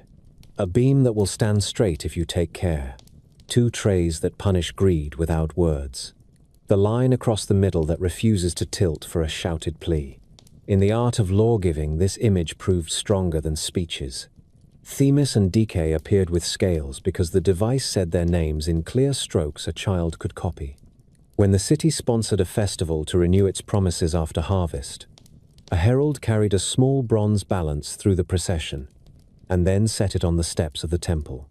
People laid coins on one side and loaves on the other until the beam steadied. The act made an easy sermon. Give enough until the arm stops its tremor. Then go back to work. The stars themselves carry the old memory of the scorpion, even while the sign announces a new idea. Zubin el-Ganubi and Zubin Eshamali still mean the southern claw and the northern claw in the language that brought those names forward. The night keeps both histories at once without confusion. That is how cultures often grow. A people inherits a figure as part of a larger beast. Another people redraws the lines and keeps the old names at the corners as labels for a past that remains real. The Greeks placed the scales between the maiden who withdrew and the scorpion that brings down the proud hunter. The sequence speaks quietly. First keep the measure, then remember the sting that waits for arrogance. Anyone who traced the zodiac across the sky with a staff could feel those chapters turn. When the sun stepped into Libra, cities marked the date with actions that were small and useful. Weights were tested against standards in public. Official measures were rinsed and blessed with a pinch of salt. Debts were counted and rolled forward where mercy allowed. Courts cleared old cases before winter closed the roads. Scribes sharpened their reeds and began new ledgers. The scales looked on while people chose balance rather than heat, practice rather than noise. The choice does not produce songs. It produces a year that holds together. And when the night lengthened and the bull of winter stirred on distant hills, the image remained above the roofs, two quiet pans holding still in the wind, an instrument promoted to the sky so that no one could say they had forgotten what fairness looks like. When Libra stands high at evening, the streets of a Mediterranean town take on a certain pace.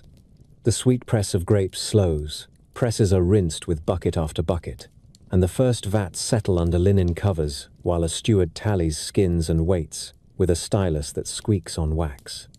In that pause, the scales seem to hang over every threshold. A shopkeeper reaches for his beam balance and sets the light brass pans so they do not touch the counter. A boy lays out the standard stones one by one, each with its stamped mark still visible from the magistrate's office. The first customer points to figs and barley. The arm dips and rises until the crossbar sits level. No one speaks. The beam becomes a small theater of trust. The act repeats from stall to stall and lane to lane, and above those lanes, two stars keep their slow watch, a reminder that fairness begins with simple motions performed in public. The constellation carries little ornament, a pair of bright points, a few lesser lights closing the figure, a spare geometry that suits the duty assigned to it. Mariners who knew every boast of Orion and every flashing jewel of the twins spoke of Libra as a quiet tool. When the northern star of the pair lifted clear of haze at dusk, pilots noted the angle of the yard and judged their window for coastwise runs before weather turned. When the southern lights slid down the rail toward morning, they marked a shift in wind and made decisions that saved timber and men. The scales gave no directions across the open sea. They urged timing. Those who understood timing prospered. Those who ignored it learned about patience from broken spars and torn canvas. On carved stones and bronze coins, the balance passed into millions of hands. Aquitas stood on Roman denarii with a set of scales and a horn of plenty, a message that law and provision walk together when a state is well governed. In forums across Italy and the provinces, a traveler could put his own small weight on a public mensa ponderaria and test a merchant's measure without fear of insult. Greek cities kept their metra in colonnades and marked them with priestly names, so the responsibility was clear. A figure of Themis or Dike presided in relief above many of these benches, the two pans resting from her fingers with a calm that steadied tempers. The scene taught more effectively than speeches. Bring your measure into the light. Let the arm decide. Accept the result. Go home with your grain and your temper intact. Astronomers, who loved the world for its regularities and its surprises, found in Libra a dependable marker for the season when the sun crossed the line of equal day and night in their age. They wrote down its position with pride, and then, in later generations, wrote down the difference with the same pride. Hipparchus compared the numbers old men had trusted to the numbers he saw with his own eyes, and understood that the sky's frame slips a little over long years. Precession became a lesson carried in the same pages as star catalogues. The scales still stood for the balance of the year in custom and poetry, yet observers learned to keep two truths together. The picture holds. The background moves. A patient mind can reconcile both without losing its footing. In the hands of artists, the sign gathered meanings that citizens could recognize at a glance. On friezes, a magistrate raises one tray and lowers the other until they match. On painted panels carried in processions after harvest, a small bronze balance sits before the temple steps, while the crowd piles bread on one pan and coins on the other, until the beam steadies in air that smells of must and laurel. In private houses, the emblem appears above doorways where accounts are kept. A father lifts a child to touch the carved beam, so the lesson enters the body before it enters the mind. The gesture becomes habit. The habit becomes a custom that survives bad years and ambitious men. The older memory of claws never vanished. Names preserved it. Zubin Shamali and Zubin el-Janubi traveled through tongues and scripts, keeping a hint of the scorpion's reach even as the figure in the textbooks became a separate instrument. This double history made sense to people who knew that city walls are built from stones taken from older walls. A figure can be cut free and given a new office. The memory of its earlier work remains in the language, a faint echo that keeps the past within earshot. Storytellers in portico shade could point to the Ark of Autumn and recount both lineages in a single breath. First the creature that seizes, and then the device that weighs, a progression as clear as the turning of a page. Courts favored the sign when they wanted tempers to cool. On days when disputes about dowries, fields, and water rights crowded the docket, an usher set a small balance on the magistrate's table before the first case. He raised the beam so it caught light and then stepped back. Litigants watched the empty pans settle and, for a moment, recognized that the room had a center that did not belong to either party. Witnesses stood straighter. Scribes sharpened their reeds. The judge began. Hours later, the same beam still stood, a silent participant in the day's work. Few remembered it on leaving, yet its presence had acted on the posture of bodies and the choice of words, which is often how order takes hold. When the vineyards finished, Libra remained as a marker for the labors that follow. Debts were counted and renegotiated. Weights and measures were rinsed and sealed for winter. Inventories of oil and grain were copied into new tablets with a fresh hand. Guilds audited their chests in the presence of the device that defined their trade. The master and the youngest apprentice, each placing a stone, the beam returning to center under four eyes. Rituals of this sort anchor a city's memory. They translate the image in the sky into actions that knit households to institutions and institutions to seasons. The scales overhead validated the scales on the table. The two sets answered each other like a call, and replies sung across a courtyard. Philosophers found a language in Libra that did not depend on metaphors stretched past their strength. A beam held true when the fulcrum sat square and the arms matched. A polity held true when its laws were legible and its judgments predictable. The best treatises hid in that simple relation.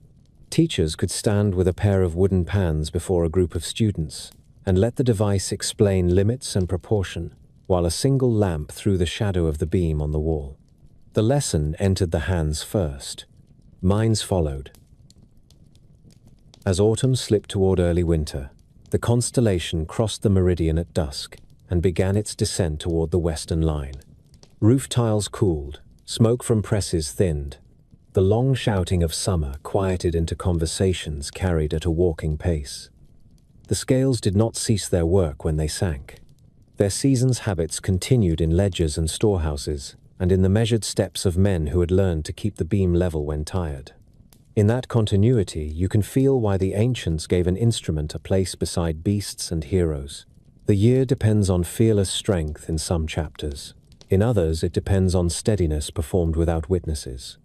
Libra taught the second kind, and made sure the lesson was visible every time the sun came to the border between light and dark.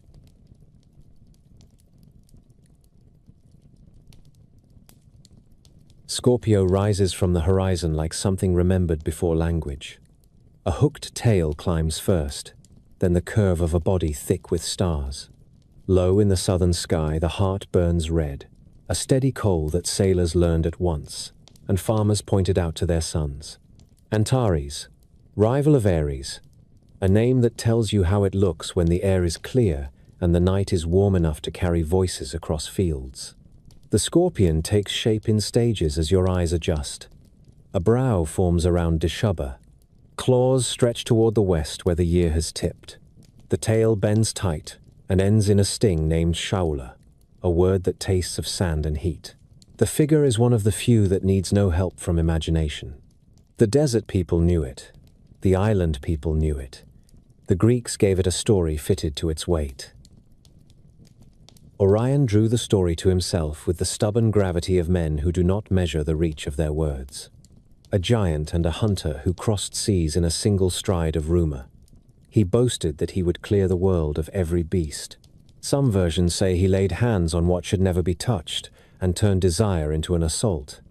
The island of Chios remembers him for a king's errand that soured when the king delayed the promised bride. Artemis appears in other tellings, sometimes companion, sometimes judge. In one strand, the earth herself, Gaia, heard the claim and answered without speech.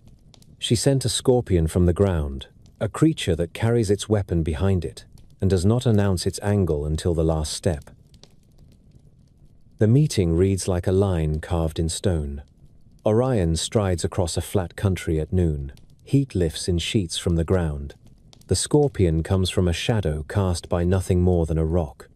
It is small beside him until it is close. Then the weapon matters more than the measure of the bodies. A quick arc. A puncture that looks like an accident and feels like fire under the skin. The giant turns and stamps and fails to find the thing that has already done enough. The poison begins its slow work. In other verses, the creature drives him toward water, and he wades in until the surface closes over his head. Apollo's trick enters at the edges. A brother sets a test for his sister and asks her to shoot at a dark speck in the sea. The arrow lands true. Orion sinks. However, the line is written. The end keeps faith with the same idea. A man who claimed the right to end all wild lives becomes the example that warns against claims without measure. The gods placed their witnesses where no hand could move them again. Orion received a place among the winter stars. A belt of 3 lights draws the eye, and the sword hangs beneath. Dogs run at his heels.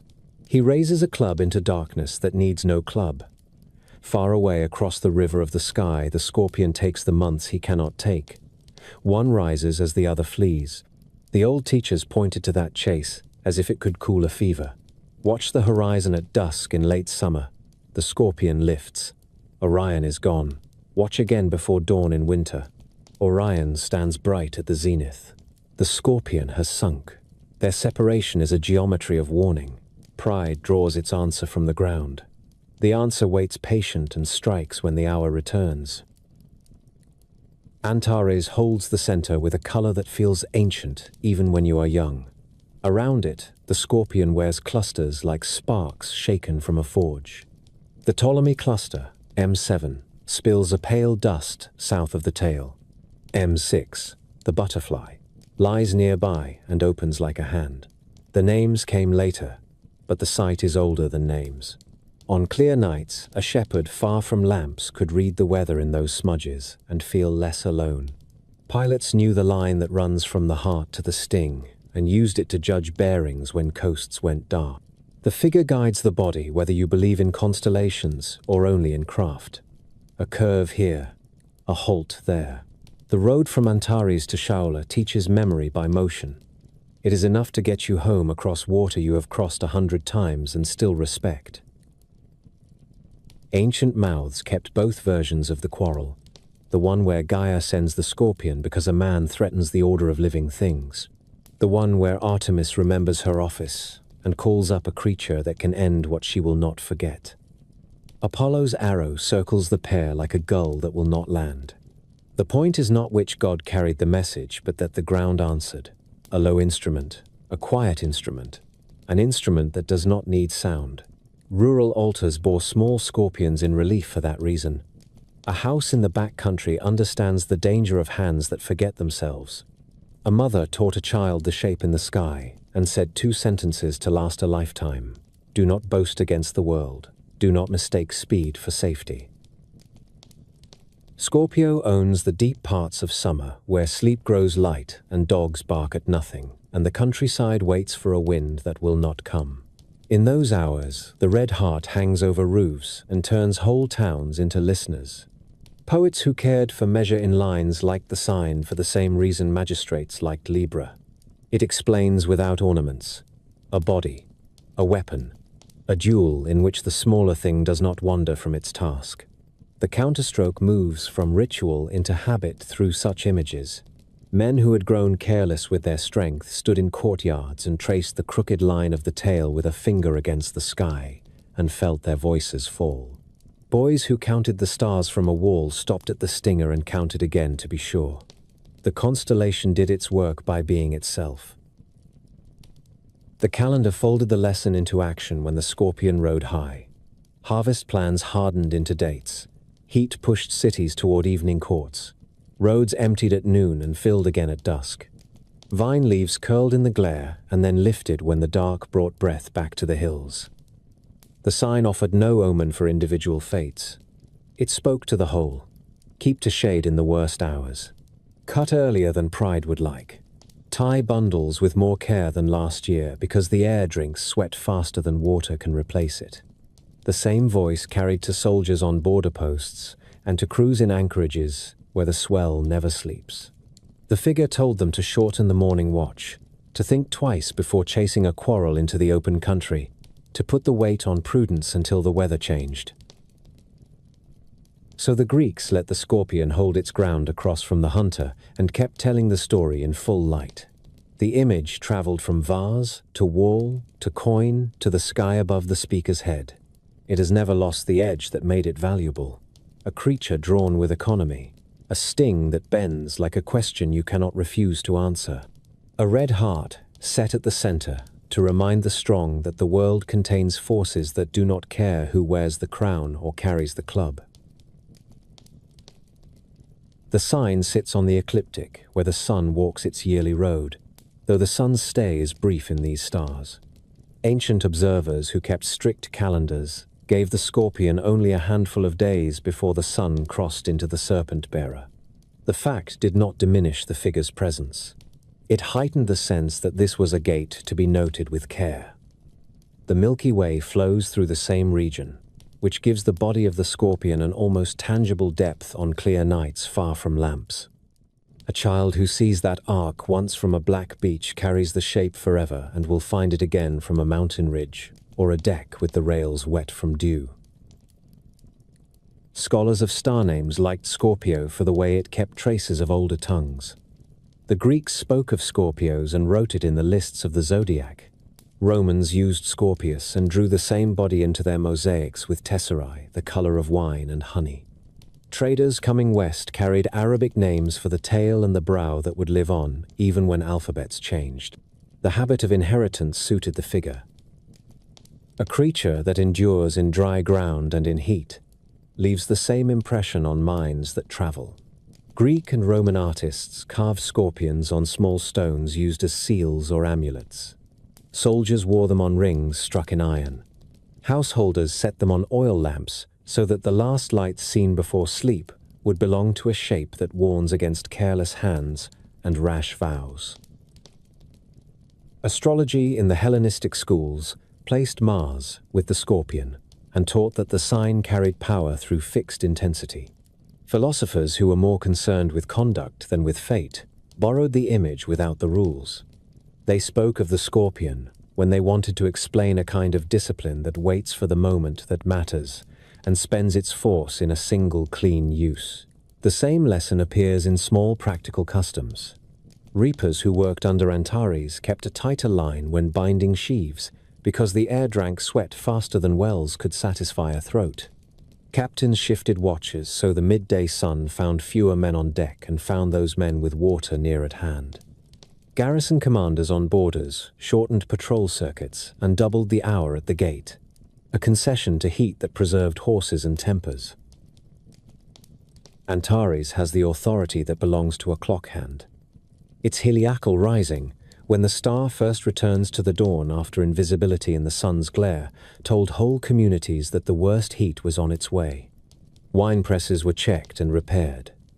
Roofs were patched before 2 months of weather-tested joints and clay.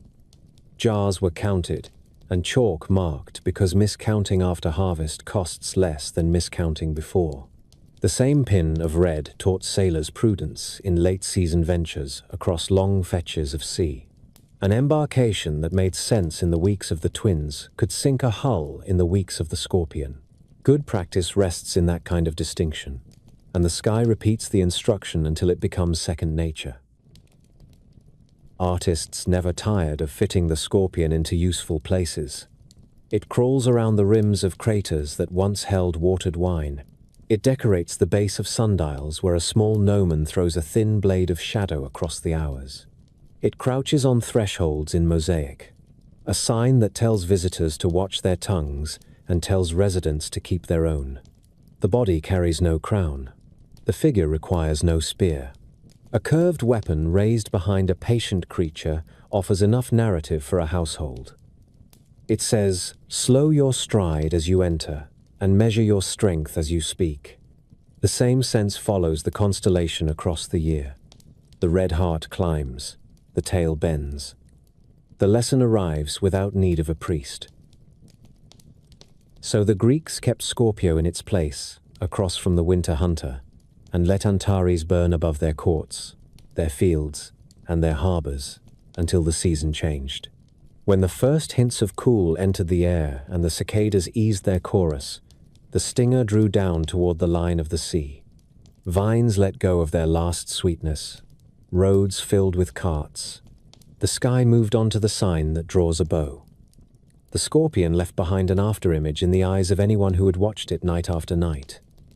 A curve, a coal, a rule about claims and their limits written where no hand could erase it.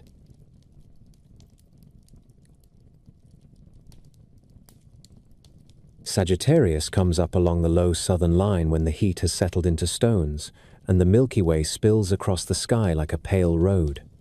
The eye finds a bow first, then an arm that draws the string, then a body that seems half man and half swift creature, planted in darkness with the poise of someone who knows where the arrow will land before the release.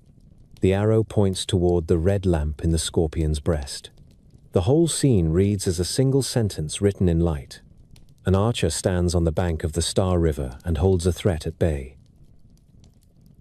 Storytellers gave the archer a name and a home among living hills. They spoke of Crotus, a hunter who grew up on Mount Helicon under the care of Eupheme, the nurse of the Muses, and who learned his woodcraft with the quickness of a boy who never feared weather. He kept the slopes quiet while the daughters of memory sang. He judged the stir in brush before he saw it. He invented a way to mark delight that rooms now take for granted. Hands brought together sharply so the air answers back. The Muses called it praise. Crotus called it thanks. When he ran with the hounds, he loosed arrows that struck where thought had told them to go.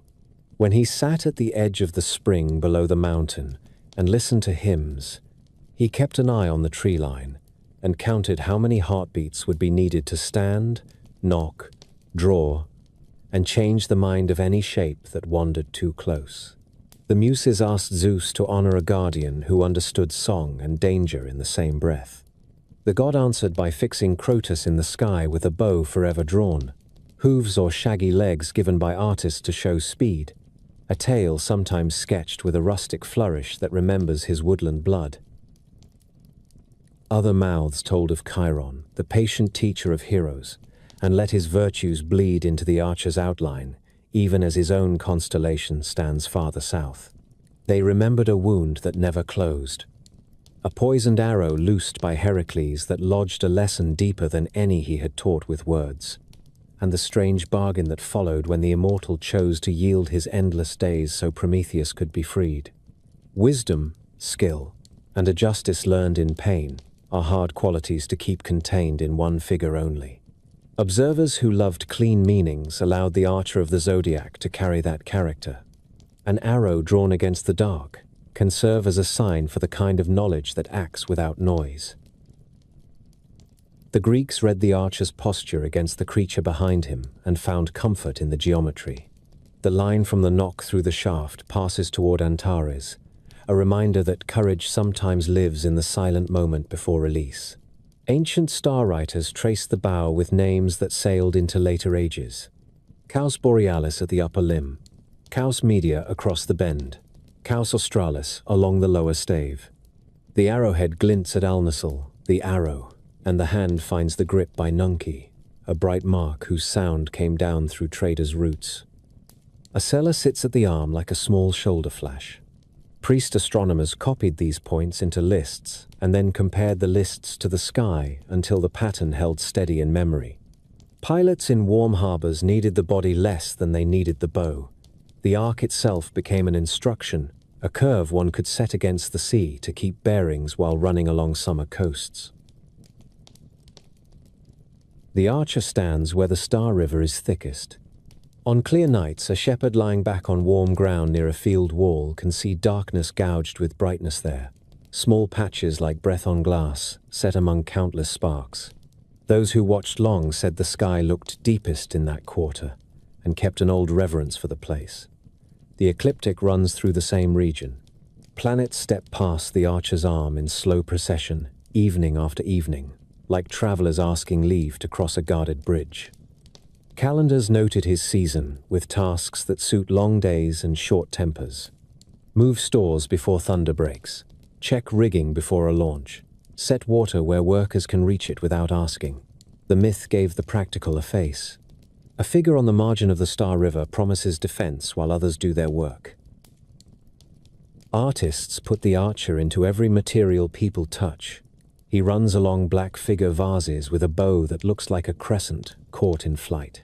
He is cut into intaglios no wider than a thumb, a poised miniature carried in rings. He strides in mosaic over the floors of bathhouses, tiles shaping muscles, and a taut string in lines a child could follow with a damp finger. In all these rooms the same lesson waits. Preparation lives in small motions. A hand cups the knock, a second hand draws. Eyes find the mark and refuse to wander. The arrow does not tremble because the arm has practiced too often to let it shake. When the archer clears the eastern roofs in the hours after sunset, the high summer night has reached the stretch when crickets keep their chorus and the town grows still. Men lean on parapets and count the main lights without speaking. Women on upper balconies lift washed cloths to lines and pause to look south. A boy on a flat roof learns to match star to star by watching the shaft climb and the scorpion sink. And in the exercise, his patience holds a little longer than it did last week.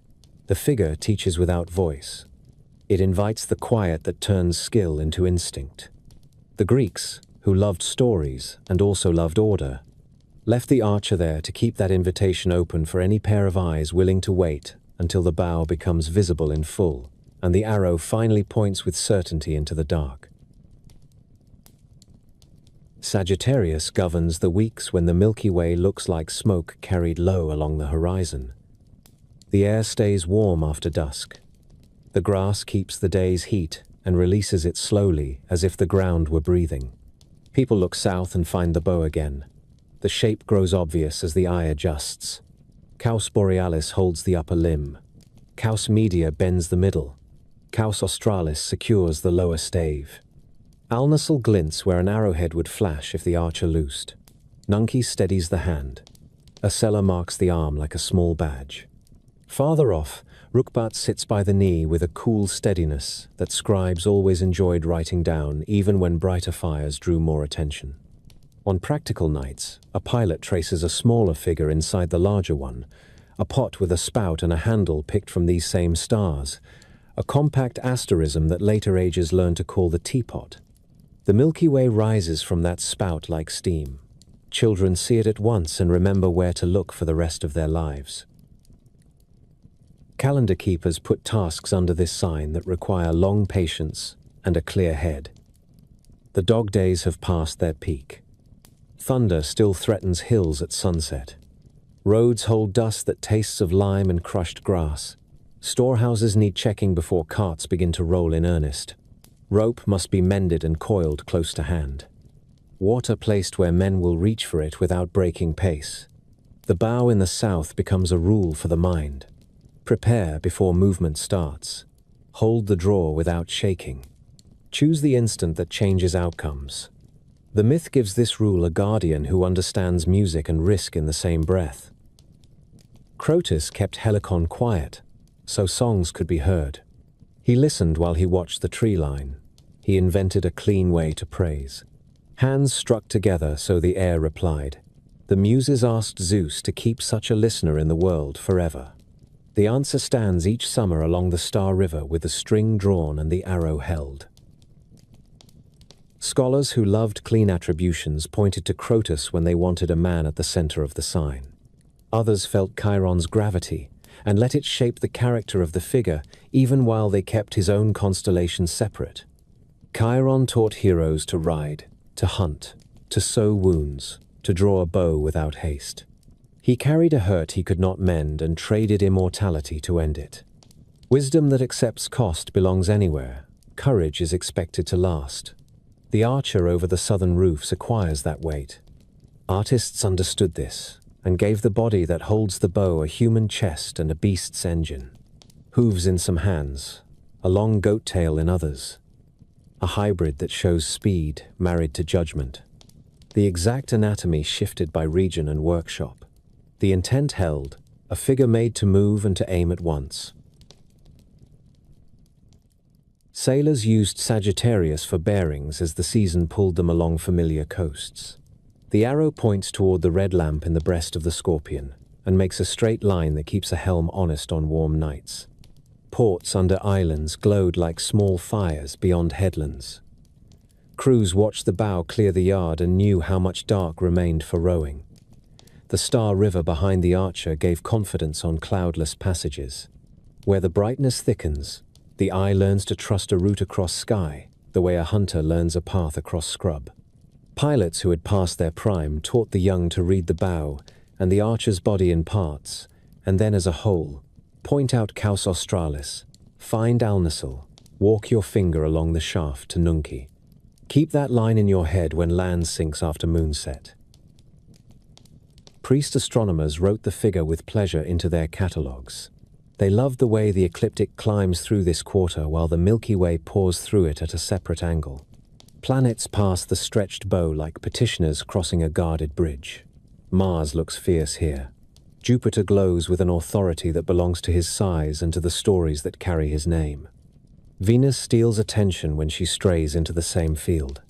The watchers copied positions with reeds and ink until the paper became a dark garden of points and numbers. Hipparchus compared the gardens of earlier men to the sky above his head and saw that the frame itself shifts over centuries. He kept both truths without flinching. The pattern remains useful. The background moves. In towns that cared for memory, the Archer marched through images that ordinary people touched every day. He strides across the black curve of craters with a bow drawn tight and the string picked out in a pale stroke. He lives on signet stones no larger than a thumb, a poised miniature pressed into wax to seal accounts and letters. He runs over bathhouse floors in tesserae that shine after a bucket has passed, the wet tiles making his limbs look alive. Carvers set him on public altars beside the summer months of the year. Painters placed him on dining room walls opposite shelves where cups stood ready for wine, a reminder that chaos still walks and that someone must keep watch at the edge of the feast. The season under this sign trains temper as much as muscle. Heat has pared speech down to what is necessary. Work gets done because men pace themselves. The bow teaches the same economy. Lift, anchor, draw through the back. Let the shoulders carry the weight so the hand can remain calm. Do it again after a drink of water. The sky turning above a field of stubble makes these motions feel older than any one body. A boy learns to pull a short bow behind a sheepfold at dusk and hears crickets as he concentrates on keeping his elbow high. A veteran who has set down weapons for years looks south from a roof and feels his shoulder blades remember the line of a good shot. Neither speaks. The figure holds their attention until the arrowhead brightens and the Scorpion's tail sinks another finger toward the west.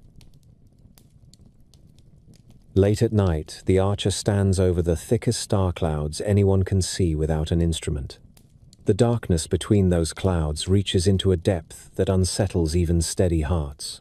Philosophers like to let their voices trail off there. The world beyond the world showed itself in a form that demanded humility. The bow aimed into that region gives mortals something to do with their attention. It lends purpose to a view that otherwise swallows thought.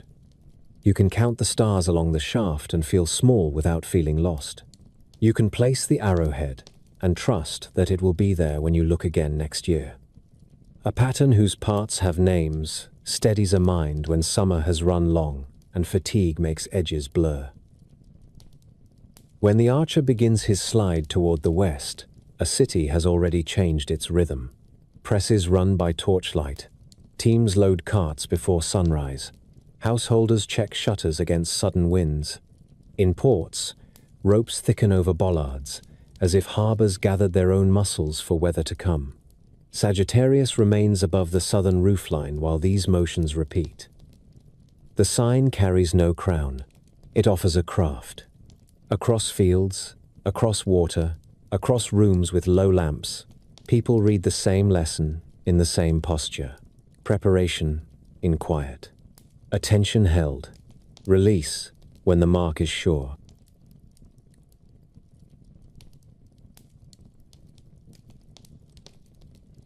Capricorn rises when the year thins and the fields give off the dry smell of stalks left standing for birds.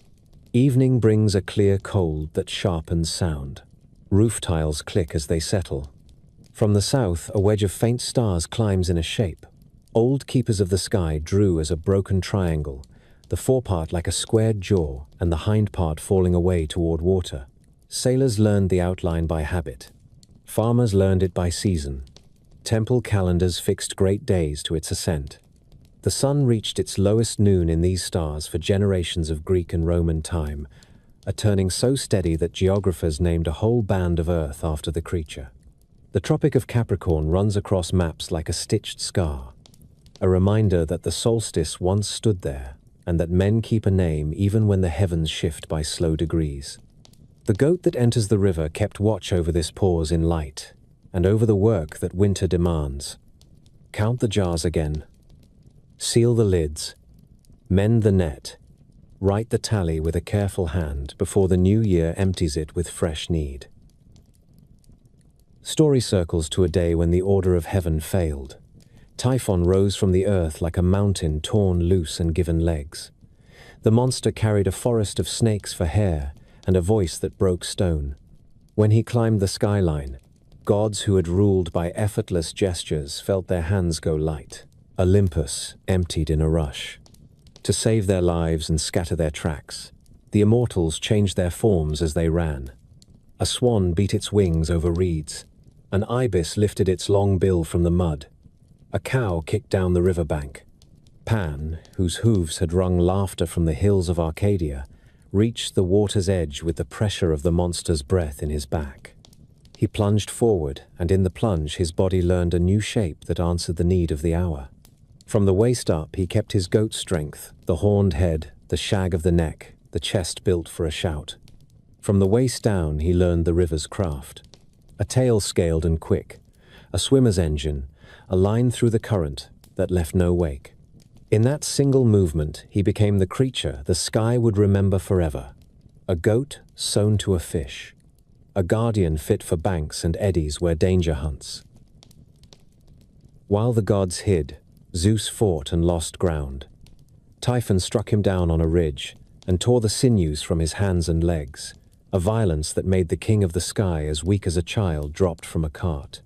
The monster hid those tendons in a cave on Cilician shores and set a guard with a head full of serpents. The story in this part turns on a small figure who refuses to be counted out of the main work. Aigipan Goatpan moved through reeds and over shoals with a thief's quiet and found the cavern by the smell of salt and snakes. Hermes, who knew every trick and every door that opens when a password is spoken softly enough, joined him. Between them, they brought the guarded packet out into daylight, quick as a kingfisher's strike. Zeus fitted the sinews back into wrist and heel and rose with a voice that sent Typhon into a long flight toward Etna. Lightning finished what cunning began. In the peace that followed, Zeus set the goatfish among the stars to honor a courage. No banquet song was meant to catch a rescue made by water sense, and by a body that had learned, without complaint, to wear two elements at once. Older memories cling to the same outline. The figure on Babylonian tablets is Suhur-Mashu, the goatfish, pressed into clay in the age when scribes wrote the year as a braid of seasons, and the sky as a round tablet with wedges for signs. Traders carried that beast west with their weights and their god names, and the Greeks gave the old image fresh work in a crisis they could recite at the hearth. The Romans then let the sea-goat keep his place at the hinge of winter, and peopled the month with rites to Saturn, god of sowing and stored grain, green boughs in the forum, and open hands at the tables of the poor. In houses hung with ivy, children learned to point out the low wedge of Capricorn and say the word that binds story to season. Turning. Men of figures recorded the solstice against the same group, even after Hipparchus proved that the equinoxes and solstices creep along the ecliptic through the centuries. Names held because names carry habits. Habits held because they keep granaries from lying and ships from leaving in a foolish wind. The sea, goat stars have a spare grammar that trained eyes enjoy. At the tail shines Deneb al-Gadi, the tail of the goat, a steady white that marks the hind edge where the imagined body sinks into dark. Near the head stands Al-Jadi, a double to the naked eye on very clear nights, 2 points, grazing close, like a pair of horns set side by side. Along the upper line glows Dabi, the butcher, a name that wanders through tongues and suits a season when households cull herds for winter meat. Nashira hangs on the back with a quiet light. Later lists call it the bringer of good news, a sound borrowed from traders' speech that pleases listeners, even when scholars shake their heads at the exact path of the word. The figure is faint. It rewards patience. Children learn it by first finding the bright water bird to the west and the square with wings above, then slipping down to the goat whose hindquarters are already in the river. Once seen, it becomes a companion of long nights, a modest sign that does the work of marking hours without demanding a crowd. Another thread binds the goat to a story of care given in secret. When Zeus was a hidden infant on Crete, a goat called Amalthea fed him with her milk while the Curetes beat their shields to drown his cries. One day he grabbed at her horn in play and snapped it. The gods set a charm on the broken thing and made it the cornucopia, a horn that pours grain, apples, and wine without end. Greek images place that horn in many hands, Tyche in cities, Demeter in fields, yet the memory of the goat remains in the shape of the constellation that rules the stores at year's end. The line from the cave on Ida to the wedge of winter sky is short once you see it. Care breeds abundance. Abundance needs guarding. A creature that can graze a cliff in summer and swim a flood in autumn is a fitting emblem for that duty. Capricorn's place along the sun's road gave it a governance beyond a single tale. When the sun entered the goat, households took stock and crowned a few days with license and gifts during Saturn's feast. Then the plain work resumed. Oils were counted, ledgers closed and opened, nets were laid out of the wind to dry, their knots stiff with salt. Shepherds checked low stone walls for gaps before lambing. In harbors, skippers looked south, where the sea-goat kept his steady station, and measured 2 things at once: the time of year and the mind they would need to cross it. The sign speaks in a tone people trust when years run lean. Endure, prepare, change shape when the river leaves its banks, hold to the rock when it falls again within its bed. So the Greeks let the sea-goat keep the low corner of the sky, where water meets earth, and where the year decides to turn. The figure carries no spear. It carries a lesson about survival that travels well from clay ledger to temple frieze to a pilot's night watch. A goat that learned to swim brought sinews back to the hand that throws thunder. The image preserves that fact without embroidery. On rooftops stamped with frost or in courtyards washed after a storm, eyes find the spare triangle and the faint tail star, and remember how rescue can come from a quick mind and a body, willing to learn a second element when the first one fails. Capricorn rules the hours when breath shows in doorways and the first frost bites the edge of a cistern. The sign rises in a clean sky that makes small sounds travel. A cart axle speaks all the way down a lane. A dog shakes once and the collar rings like metal. This is the portion of the year that people mark with instruments as well as with stories. A priest stands beside a gnomon at noon. The shadow stretches to its longest point on the paving. Chalk fixes the reach with a straight line. Tomorrow the mark will be shorter by a finger. The turn has begun. Calendars kept in temple rooms take a fresh column. Account boards in houses take a new tally. Men check jars in cool rooms and count again. Oil, grain, salted meat, wine left to carry a month. The sun sits low at noon. The day releases light carefully. The night gathers it again with open hands. The sky helps the hand that measures. Near the goat there is a small cluster that looks like breath on glass. In very dark air, it is easy to mistake for a blurred star. It is a ball of ancient suns bound like bees on a branch. Later books call it Messiah 30. Shepherds learn it by feel before they know its catalogue name. When the night is sharp and dry, the cluster shows a bright core. When haze lies low, it dissolves. The difference tells a watcher more about weather than any boast.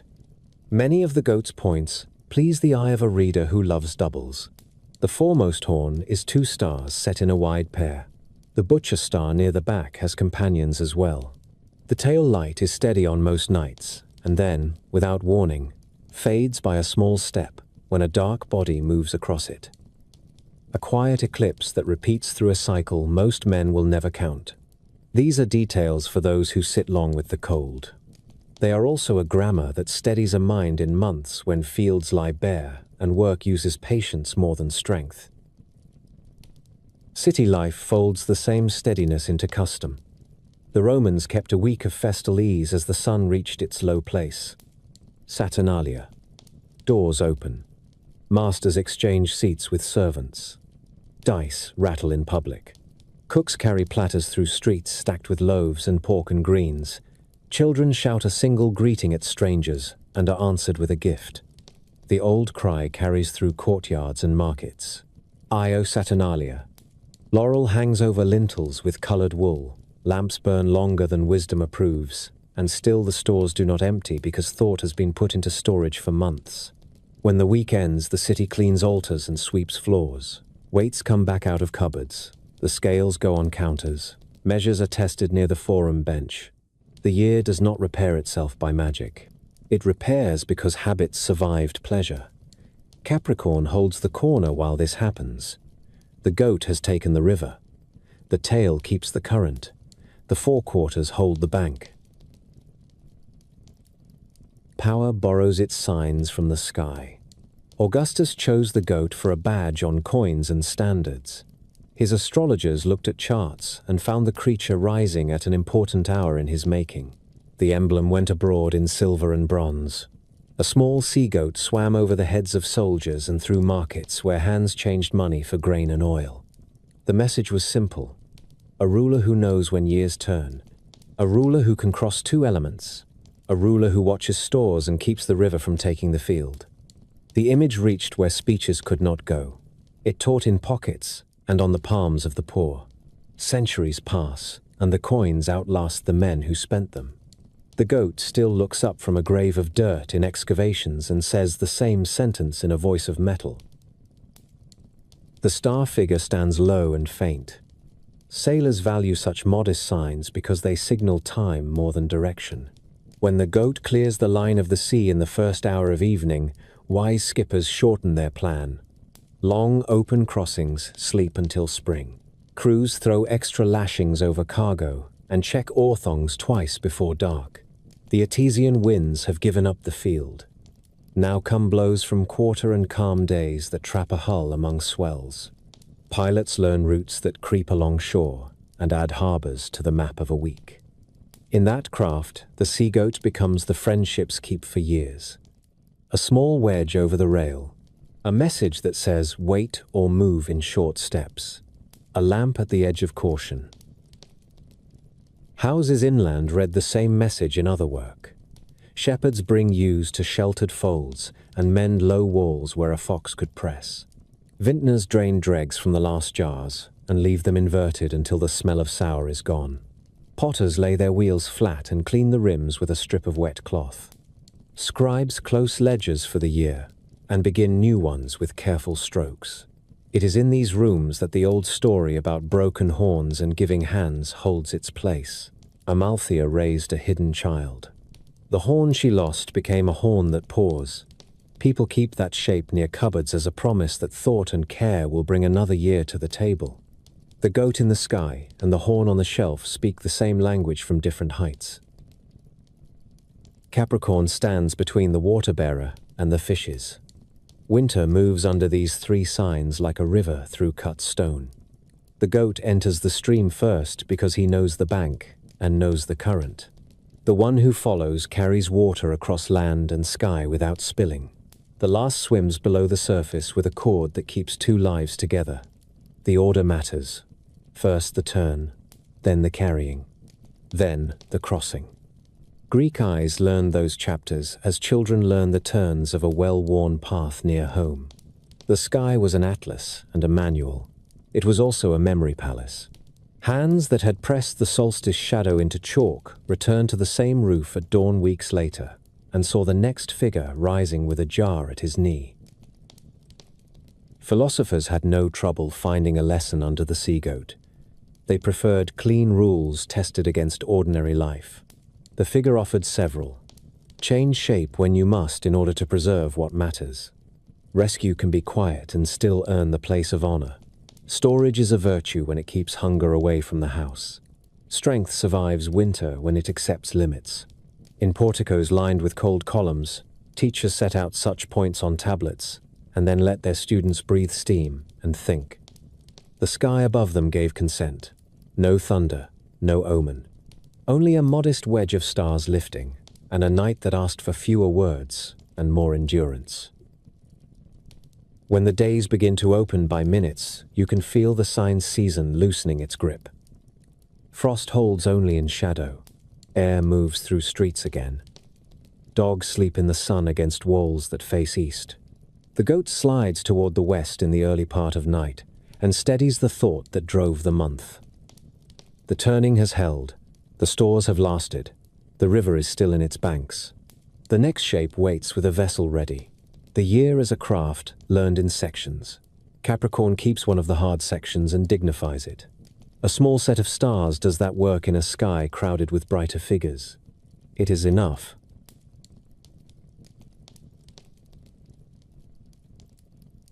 Aquarius begins on a slope of Mount Ida, where the grass stays soft even in late summer, and a boy watches sheep with the patience of someone who hears more than he says. The boy is Ganymede, son of Tros, the founder of Troy, a child whose beauty moves through the countryside like a rumor that does not fade with distance. He walks barefoot along the ridge and carries a staff cut that morning from a young ash. Dogs lope at his heels and stop when he stops, as if they understand that their master can read the wind by listening to the flight of a bee. The sky is a blue that seems to promise mercy. He looks up with the unguarded gaze of someone who has not yet learned that the gods prefer surprise. Zeus sees him from a height that makes kingdoms look like coins. Desire does what it always does in these stories. It rewrites the rules in a stroke and expects the world to keep up. The king of the sky chooses a shape that will not alarm a shepherd until it is too late. He becomes an eagle that can dive without a sound. The hawks over Ida know this bird and give way when its shadow cuts the slope. The air smells of thyme and sheep. Ganymede squints into the sun because the light seems to fold and then darken as if a cloud had arrived without warning. Wings gather the boy from the ground with a grip under the arms that lifts and does not let go. Staff and sandals fall into the grass. Dogs rear and bark and then grow small as the world pulls away beneath him. The flight is a long thought spoken slowly. The boy does not cry out. He stares at the feathers as if the mind can understand pain by counting the small things that carry it. Fields turn into a patchwork. Rivers turn into threads. The sea lifts like a metal plate held at a tilt. Ganymede feels what every mortal feels when the distance between earth and sky changes with a speed that makes the stomach argue with the head. Fear and awe take turns in the space behind his ribs. He has time to notice the strength in the bird's neck and the steady beat of the wings. He has time to understand that he has left the world he knows with no road back. Olympus meets him without gates or guards. The mountain is a place where weather waits to be told what to do. Columns shine as if washed in rain. Marble floors drink sunlight and give it back as a gentle glow underfoot. The gods look up from their cups when the eagle enters a hall that smells of resin and crushed mint. The bird sets the boy on his feet, and the boy sways once and stands. Zeus stands before him with eyes that carry the same threat and promise as a storm that has chosen a valley. Hermes appears the way he always appears when the air changes, and matters require a messenger who knows which words to keep and which to say. Hera looks from her seat with a stillness that says she understands what has been taken and does not approve of the manner of the taking. Ganymede learns what it means to serve immortals. He is given a basin of water that smells of laurel. He washes the hands of gods who do not age. He carries a jug of nectar that shines like the inside of a shell. He pours with emotion so calm that even Ares lowers his voice when the boy passes. He replaces Hebe in some tellings, or serves beside her in others, a detail that changes with the singer yet never alters the sight that mattered to the ancients. A mortal child moving among divine chairs with a vessel that never empties and a face that never shows fear. The cup he lifts is the same cup that will become a stream of light in the sky. The posture he learns in the hall is the posture the constellation holds forever. The world below asks for an answer. A king in Dardania counts the days and does not see his son return with the flock. Tro stands at the edge of a field at sundown and watches the dogs arrive alone. The cry that leaves his mouth is the cry every parent knows in the moment before facts arrive. Zeus does not leave the wound open. He sends Hermes with gifts to soften the blow. Horses that can run over sea foam without sinking.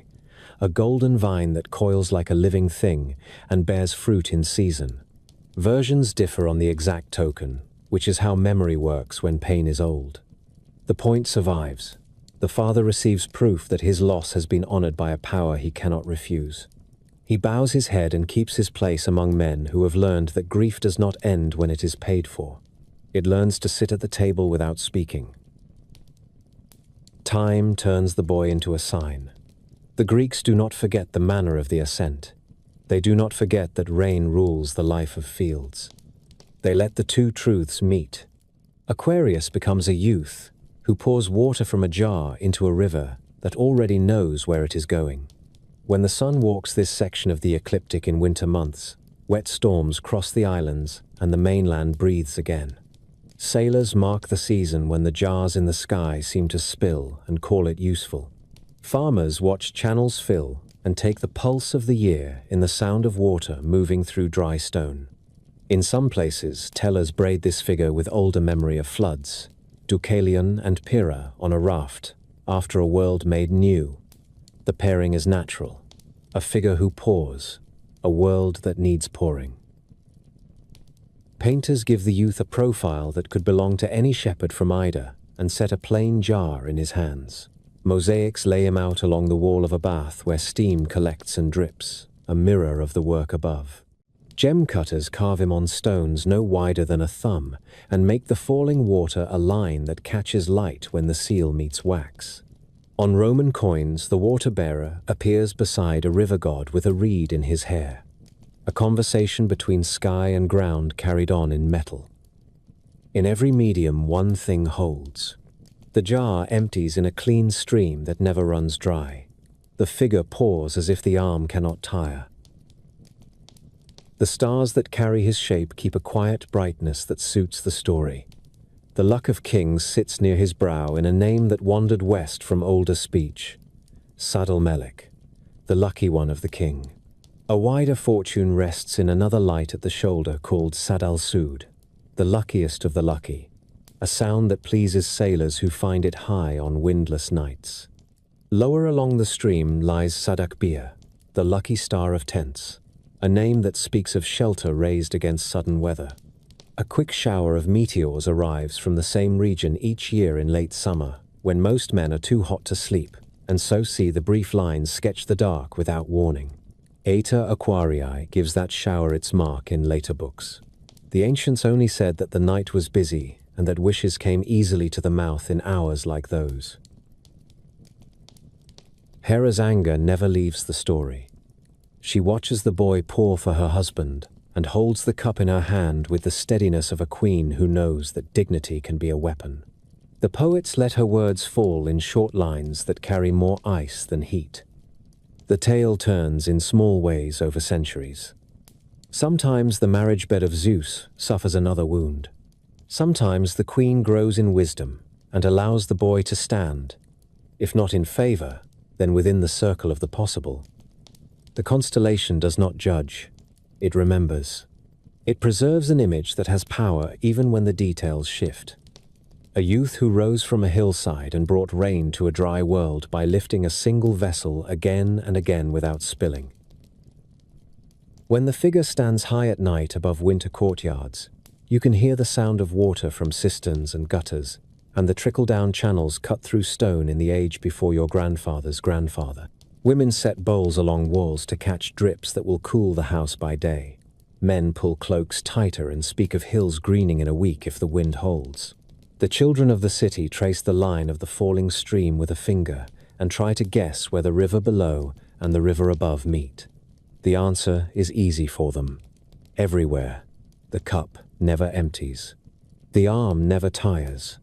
The sky keeps faith with the work that life asks for in this part of the year.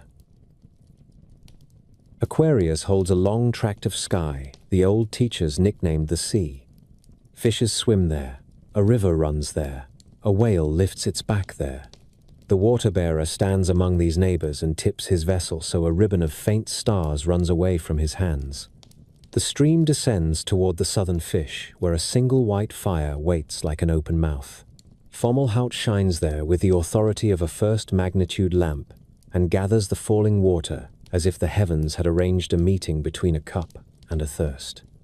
Children learn the trick once and keep it for life. Find the jar. Follow the zigzag that spills from it. Let your finger drift until it touches the solitary bright star that sailors use to steady their course over warm seas. A picture becomes a path, and the path teaches the sky. The jar itself forms a small pattern inside the larger figure. 4 stars mark its rim and throat in a shape that looks like a fork held upright. Gamma, Zeta, Eta, and Pi Aquarii set the points. Ancient lists give one of them a name that leaves no doubt about its duty.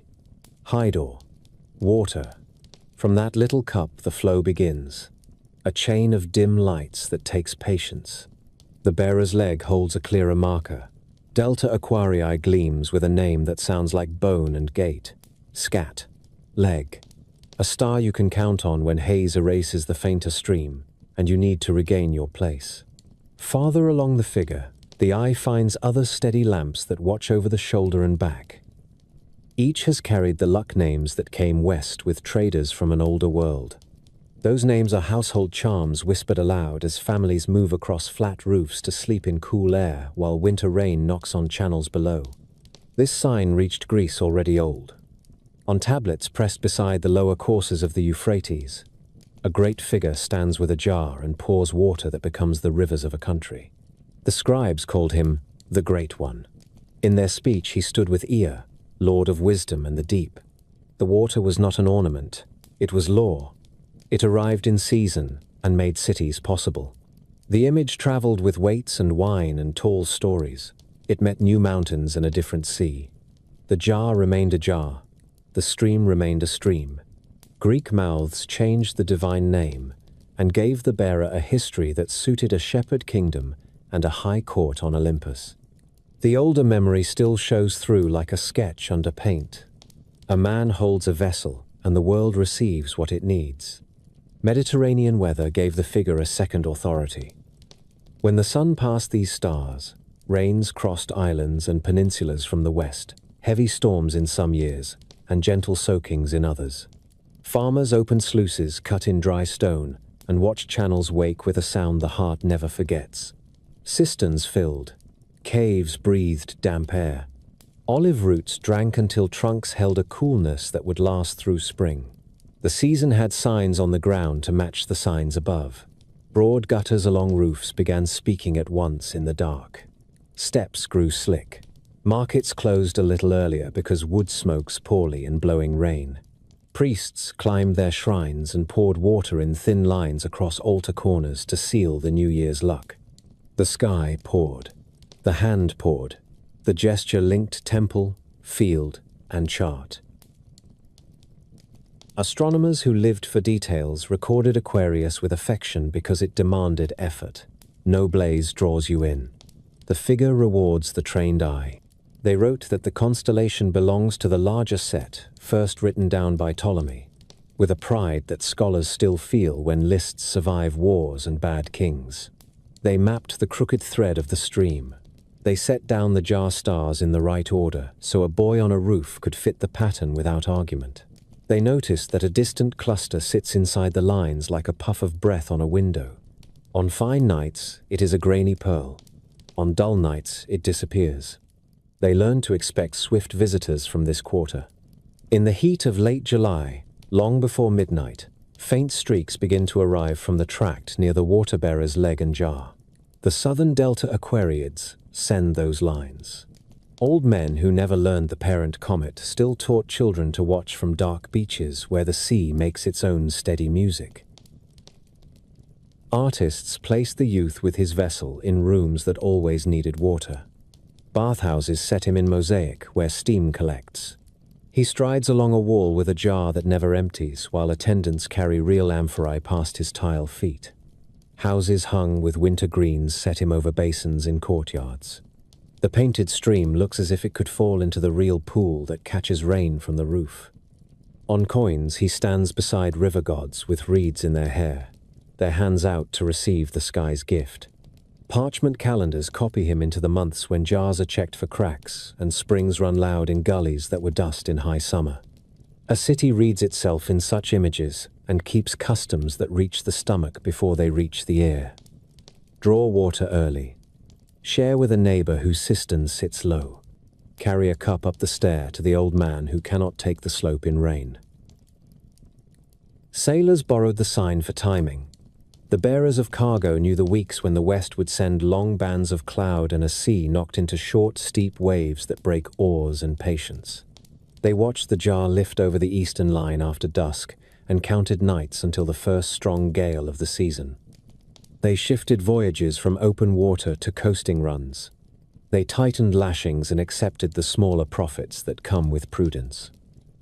A helmsman who had lost friends did not need omens to tell him what weather does in these months. He wanted a picture that answered the ache in his stomach with a rule he could follow. The jar pouring into the fish gave him that rule whenever the watch called out the figure's rise.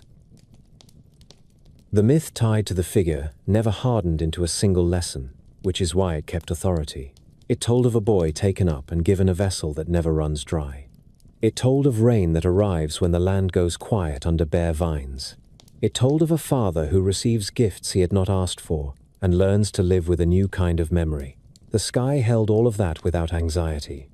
In one version, the stream that falls from the jar saves a parched field. In another, it becomes the very flood a city fears when river walls fail. Human beings recognized both faces and adjusted conduct.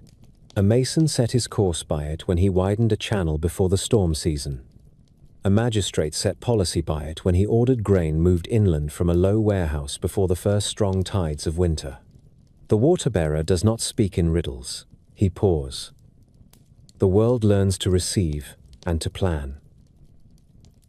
When Aquarius climbs to the meridian on a clear night in the heart of winter, the towns below offer small signs that the figure has done its work. Laundry hung at midday dries by lamplight, because the air holds chill and damp. Hearths burn lower so smoke will not hang heavy under roof beams.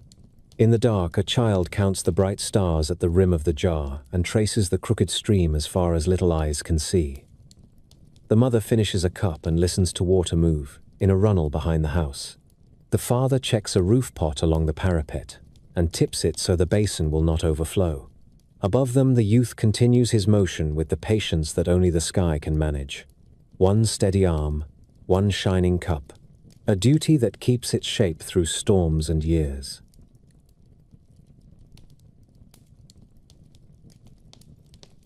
Pisces opens on a shoreline that feels older than maps. The air carries reed smell and cold stone. A wide river slides past with a hush that swallows bootsteps and leaves only the beat of a heart for company. Typhon has come up from the earth, and the world has learned its size. Hills shake, temples shed powder, forests bow without wind. The gods take to flight in shapes that will confuse a hunter who tracks by scent and sound. Aphrodite reaches the bank with a child on her hip, and a look that weighs choices in a breath.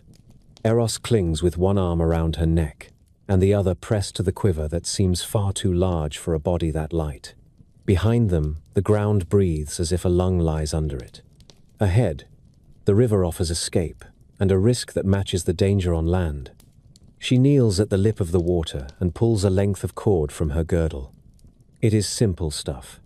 twisted fibers that a fisherman would call good enough. She ties one end around the child's wrist and the other around her own. The knot is plain and strong. It carries the thought that matters most when the world goes into fast motion.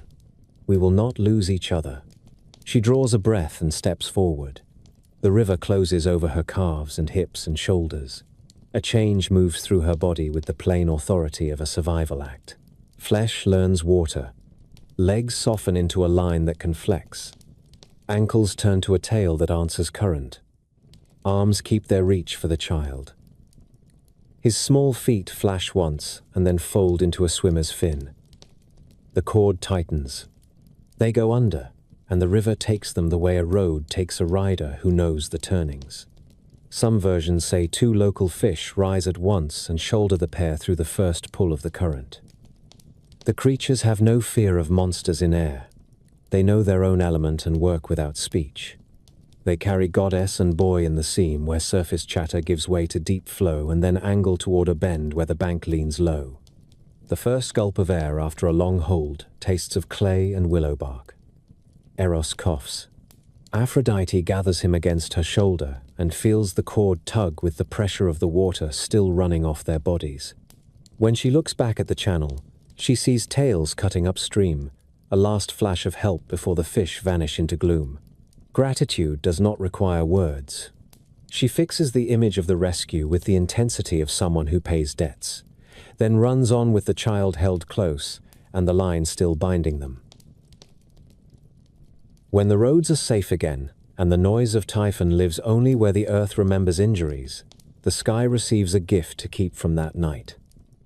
Two fishes, a ribbon between them that crosses space in a quiet arc. There is no throne here. There is no weapon. There is the shape of a promise kept with cord and breath.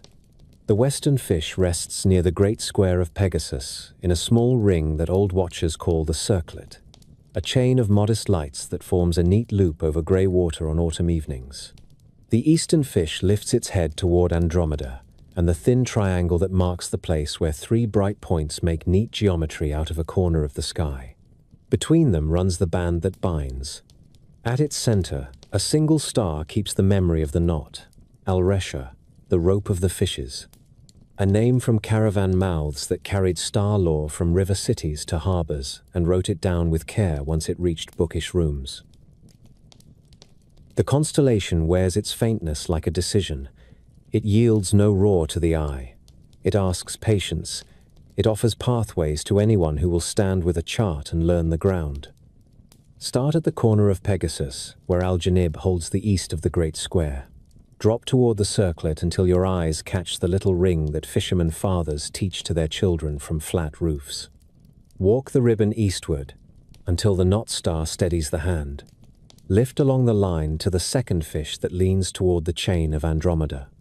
A sailor who can do this without lantern light can find a harbor mouth in fog that only the sea understands. A farmer who can do it from a field path can tell a daughter how to read the sky when spring is talking in the ditch and the frogs return to their small drums. Ancient memory threads other names through these stars. Babylonian scribes pressed images of two fishes tied by a cord into wet clay and wrote that the figure belonged to a goddess of heaven and to a power that governs deep water. The great swallow flew in the same region in those first atlases of the night.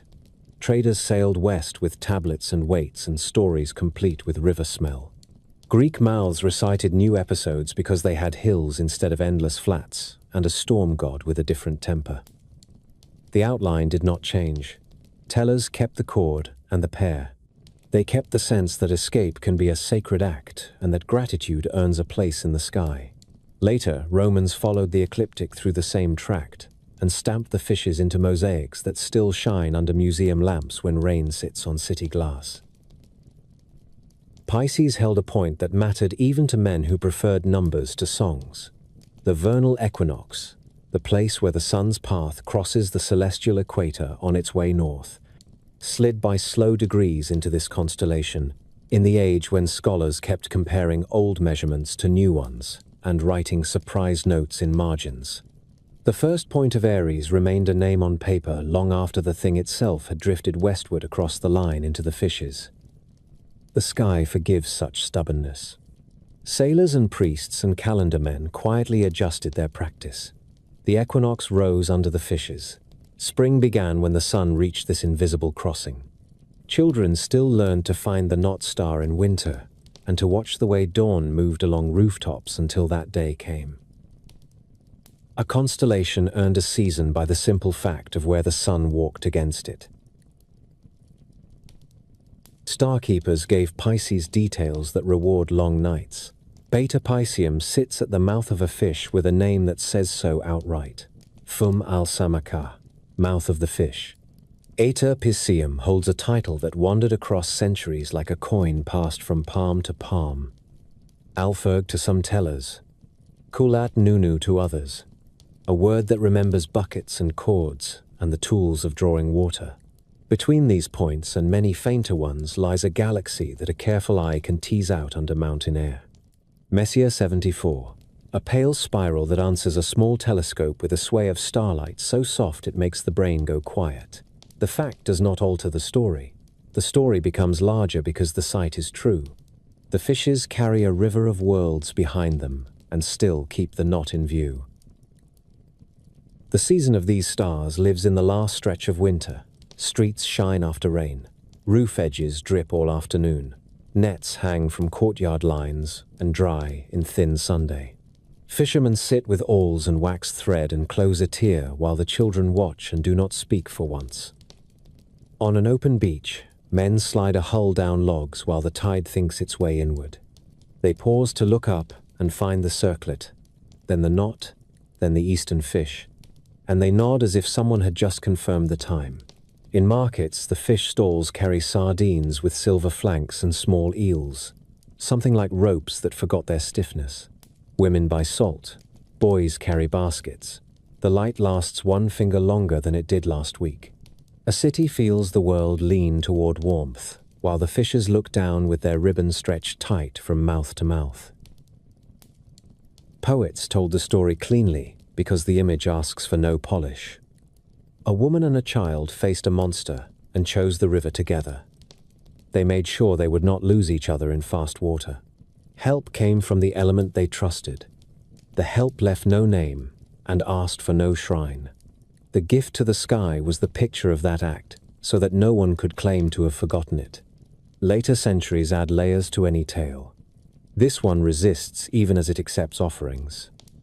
A temple in Ascalon held a goddess with a fish body and a woman's face. Fishermen in Syria spoke a rule about leaving one kind of fish in peace. Greek husbands set tiny bronze fishes on household altars when a child was born and thanked the river for opening the year. The core remains. Two bodies move through danger with a cord between them and emerge with breath to spare. The heavens hold them in that posture. The knot bears a name. The ribbon carries light. The river runs through the months toward spring. Pisces holds the last reach of the zodiacal river before the year swings into new light.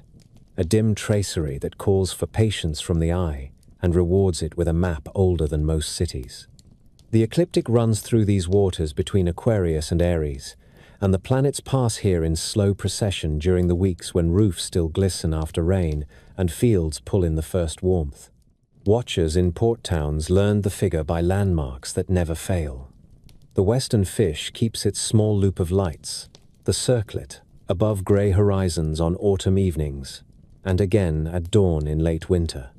The eastern fish lifts toward Andromeda's chain and leans on the sky's geometry near the great square of Pegasus. Between them the binding runs, an angled thread that joins the pair and carries a single named witness at the knot. Alresha holds that place with steady, pale fire, the rope of the fishes in the speech of men who carried charts along caravan roads and sea lanes. From the knot, a practiced finger can trace the sun's invisible crossing in March, the point where day and night take equal shares. Greek astronomers discovered that this gate slips through the constellations by slow degrees across long centuries. In their own age, the vernal passage sat among the fishes, so calendars and rites took their cue from this tract of sky, and the name of the old first point of Aries lived on paper, while the event itself had drifted into Pisces. Hipparchus set the rule with observations that matched and defied memory at once. The sky keeps its shapes. The frame moves.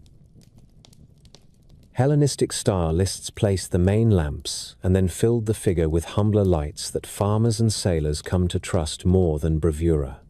Beta, at the mouth of a fish, carries a name that says so in clear words.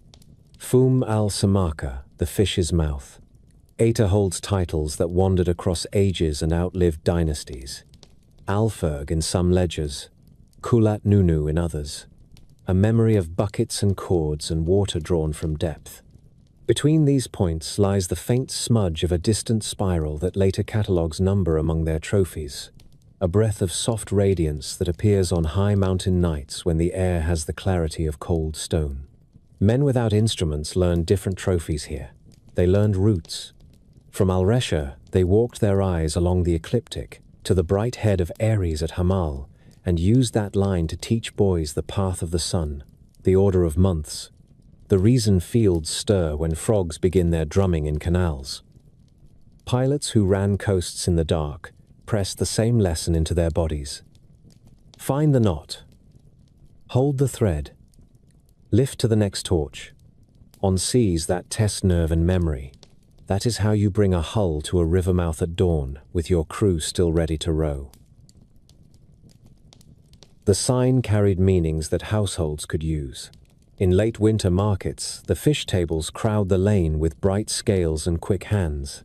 Nets hang under eaves and take the thin Sunday. Boys thread new cord through cork floats, while elders talk about tides and the luck of the week. Women carry salt in baskets and check jars for leaks. Priests mark the evening when the equal day approaches by rinsing altar corners with water poured in narrow lines. City fathers read out promissory notes that come due at spring planting, then fold mercy into the sums when a river has run high and left silt in doorways. Across the same weeks, the planets step through Pisces as if they were travelers using a ferry. Jupiter, whom the schools gave lordship here, sometimes rules this reach with beneficent pace. Venus finds honor here as an exalted guest in the books of the astrologers, and brightens an evening so completely that even those who do not care for rules look up and speak her name. The sky and the hand work together during these passages. An omen for the cautious is simply a pattern made visible. Men nets before the shoals arrive, turn soil while the water still sits in the furrows. Launch coasting runs under a moon that will give you a line to steer by until the river mouth opens. Art kept the pair and the cord wherever people needed to be reminded that bonds carry bodies through fast water. Pompeian floors show two fish with a band between them among grapes and dolphins and anchors. A domestic sea that glows when morning light enters a triclinium. Lamps cast the same outline in warm clay over the mouths of oil and send it into rooms where winter gatherings last longer than wisdom suggests. In late antique synagogues and churches, a full wheel of zodiac signs circles a central figure, and Pisces rests in its place, with the ribbon drawn true, a meeting of older skycraft and newer faith that says more about seasons than about quarrels. Coins from busy harbors show a single fish arched over legends of safe voyages and fair measures, the kind of small metal sermon that passes from palm to palm faster than proclamations read aloud in a forum. The image enters habit and stays there. A mother teaching a child to tie a cord does not point to the sky, yet the knot bears a name that any star reader would recognize. Season closes its hand around the figure as winter leans toward release. The rains ease by inches. Hills show a first green that spreads like spilled dye. Carts begin to move inland with saltfish for towns that have waited through hard months. Plows bite in ground that smokes at sunrise. On still evenings, you can hear water run under street grates and count how often it pools and falls. Above that sound, the fishes hold their places.